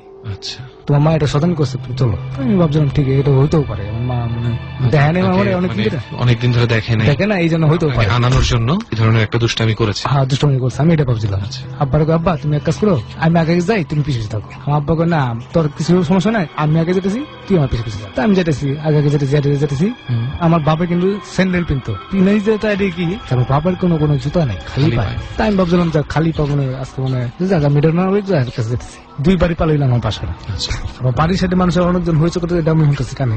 আমি আব্বার আব্বা আমার বাড়ির ভিতরে কি হইতেছে বাবা কিছু না কোন একটা বিয়ে একটা অনুষ্ঠান হতেছে। তাই বলছি তুমি ওটি কই যাও তোর বোনটার আছে তোর বোনটার লেম তোর বোনের তোর এক লোক বিয়ের অনুষ্ঠান নিয়ে খেতে যাবো তো তখন ওটি কিতেছে তোর কোন বিয়ে করে হয় না। তা আমি আবার আমার মা আবার আমার বাবার দিক যখন যেতেছি যে বট গাছ যেতেছি মাথা মানে একটা মাথা মানে আমি আগামো আমার চোখে পড়েছে। তো আমার মায়ের দেখ দিই তোর ভাই ওই চিপাটা কই যা মারা দেখতেছে না আমি কাল লোক যেতেছি। আচ্ছা পর আমার ভাই পাঠা দিল বোন পাঠা দিল মা মায় বললো হারকিন নিয়ে এই আকাশ তুই কই যেতেছিস চিপার ভিতরে আমি কে আব্বা আমার ওই বোনের নিয়ে যাবো বোন শুদ্ধ তোমাকে বিয়ের বাড়ি বিয়ে খাতে দিলে যাবো না কোনো বিয়ে বিয়ে না তাড়িয়া আমার আড্ডা টান নিয়ে বাসা দিকে। তখন আপনাকে যখন টান দিচ্ছিল তখন আপনার বাবা কোথায়? আমার বাবা নাই। আপনি তাকে সামনে দেখতে পাচ্ছেন না? তখন আমি কিছু আমি এত এটা খেয়াল করিনি বাবা আছে কিনা আছে এটা আমি দেখিনি। আমি তো আপনার মতন যাচ্ছি পঞ্চায়েত দেখি যে আমার বাবা লাশ আমি মারা মা যে আমার বাপ যদি মারা থাকে তো আমি যে যার সঙ্গে যদি রাস্তাতে এটা হয়েছে যার সাথে হেঁটে আসলাম সেই কি আসলো বাপ তো আমার একটু আগে আমার চললো তো কষ্ট কি তো ভাব একটু আগে তোর লিয়ে গেলো কই লিয়ে গেলো আমি রাস্তার মাঝখানে দাঁড়িয়েছি আমার বাবা আমার লিয়ে গেলো তো অনেক কানাকারি করবো যে কবর দিলাম কবর দেওয়ার পর তবে আমার মা বলছে তুই আর উই বটগ্রস্ত যাস না তুই আর একটা ক্লাস যাস না শনিবার দিন লাস্ট কবর দিয়া পরের 5 দিন বেশি বাসায়। আচ্ছা তারপরে আপনি ফেরত আসেন। এই আমার করবো। আচ্ছা বুঝতে পেরেছি আকাশ ভাই আপনার ঘটনাগুলো বিশ্বাস করা অনেক বেশি কষ্ট হয়ে যায় কারণ হচ্ছে মৃত মানুষ ফিরে আসতে পারে একমাত্র আমাদের শ্রোতা বন্ধুরা যেভাবে বলেন আমরা যেভাবে যতটুকু জেনেছি মৃত মানুষ ফিরে আসে না মৃত মানুষের রুহু ধরে জিন এ ধরনের ভাবে মানুষকে টানে মৃত্যুর দিকে বা অন্যদিকে বা ভুল দিকে। তো যাই হোক আপনার ঘটনাগুলো আমরা শুনলাম আশা করি আপনার সাথে এমন কিছু আর কখনো ঘটবে না। জি জি ইনশাল্লাহ আমরা জি দোস্ত অনেকগুলা স্টোরি আজকে আমরা শুনলাম অনেকগুলো এক্সপেরিয়েন্স মানুষ আমাদেরকে জানালো বাট দুঃখের ব্যাপার হচ্ছে এটা যে আমরা আজকে যেখানে আছি এইখানের যে এক্সপেরিয়েন্সটা যে করেছে যে ভৌতিক অবস্থানের কারণে আমরা আজকে এখানে সেটা বলার মানুষটা আমাদের সাথে থাকতে পারেনি এবং আমরা চেষ্টা করেছিলাম সেই মানুষটাকে সাথে রাখার জন্য। আসলে সবচেয়ে বড় কথা সেই মানুষটা এখন ঢাকা শহরেই নাই তো আমাদের চেষ্টাটা মানে খুব একটা কাজে লাগে নাই সেজন্য এবং তার যে যুক্তিগুলো ছিল এটারও যথেষ্ট কারণ ছিল সো আমরা সেই যুক্তিটাও ইগনোর করতে পারি না কখনোই যে সে যেই যুক্তি দিয়েছে। তবে এতটুকু বলি যে আমরা যেই ক্লিনিকটাতে আছি এই ক্লিনিকটা খুব বেশি বড় একটা ক্লিনিক না ছোটখাটো একটা ক্লিনিক সমাজের মধ্যবিত্ত বা নিম্নবিত্ত মানুষদেরই সাধারণত এখানে আনাগোনা আর্থিক যতটুকু সচ্ছলতা রিজনেবল প্রাইসের উপরে ক্লিনিক এবং এটা হচ্ছে একটা ম্যাটারনিটি ক্লিনিক এবং এতক্ষণ ধরে আপনারা নিশ্চয়ই জানতে চাইছেন যে এই ক্লিনিকটা নামটা কি আসলে এটা নিয়ে আমি একদম প্রথমেই খুব প্রকাশ করেছিলাম কারণ বুঝতেই পারছেন এটা হচ্ছে একটা ব্যবসায়িক প্রতিষ্ঠান এবং এটা স্বাভাবিক শুধু ব্যবসায়িক প্রতিষ্ঠান না এটা এখান থেকে মানে সোশ্যাল সার্ভিস দেওয়া হয় তো আমরা কখনোই চাই না ভুতুড়ে কোনো কারণে মানুষের এত ভালো একটা ক্লিনিক এত ভালো ডাক্তারদের উপর থেকে ভরসা উঠে রাইট। আর আমরা অবশ্যই নামটা যে কোনো মূল্যে আপনাদের সামনে নিয়ে আসতাম যদি এইটার পেছনে কোনো মানুষের কোনো কিছু অবৈধ কাজ কারবার থাকতো, তাহলে অবশ্যই আমরা চাইতাম এখানে এসে কেউ যেন প্রতারিত না হয়। কিন্তু ঘটনাটা nothing illegal about this clinic, at least আমাদের জানা মতে নেই, আমাদের জানা মতে নেই এখানে ইলিগাল কিছু হচ্ছে না, ওইটার সাথে আমাদের কোনো কানেকশন নেই। আমরা এখানে আসছি শুধুই প্যারানর্মাল একটা রিজনে, এবং সেই রিজনটা হচ্ছে এই রুমে একটা রিজন ঘটেছে। যদিও এই রুমটা এখন একটা স্টোর রুমে পরিণত করা হয়েছে, কারণ এই রুমটা আনইউজেবল হয়ে গিয়েছিল, টোটালি ব্যবহারের অযোগ্য। কারণ যেখানে রোগী আসে সেফ ফিল করতে, সেখানে যদি রোগীকে রাতের বেলা ভয় পেতে হয়, ডর ফিল করতে হয়, সেই ক্ষেত্রে আর কি করার থাকে। সেটাই আসলে অনেকেই ভাবছেন যে হাসপাতালের ক্লিনিকে কেবিনে কিভাবে আবার ভয় পেতে পারে। ঘটনা হচ্ছে আজ থেকে প্রায় 4-5 বছর আগের ঘটনা এটা। এখানে এই ক্লিনিকের মধ্যে 2জন রোগী ভর্তি ছিল। রাইট, এই ক্লিনিকে মানে আরো 2টা রুম আছে, আর this one is the 3rd room. এবং যেহেতু একটু ছোট ক্লিনিকটা, এই রুমটা ছিল ডাবল বেড, মানে এক কোনায় একটা বেডে এক রোগীর জন্য, আরেক কোনায় আরেকটা বেড, মাঝখানে একটা স্লাইড ছোট পর্দার মতো ছিল। এভাবে মেনটেন করা হতো আর কি। 5 বছর আগে যেই ঘটনাটা ঘটে, খুবই স্বাভাবিক যে কোনো ক্লিনিকে, যে কোনো হাসপাতালে প্রায় মৃত্যু হয় দুর্ভাগ্যজনকভাবে। অনেক সময় অনেক রোগ চিকিৎসার অতীত থাকে, তাই হয়তো অনেক সময় ডাক্তাররা পারেন না বাঁচিয়ে তুলতে। যাই হোক, এটা পুরোপুরি প্রাকৃতিক ব্যাপার, মানুষের মৃত্যু হবেই। বাট অতি প্রাকৃত ব্যাপার যেটা, সেটা হচ্ছে মৃত্যুর পরে সেই মানুষটার এই একই বেডে একই ক্লিনিকে আবারও ফিরে আসা।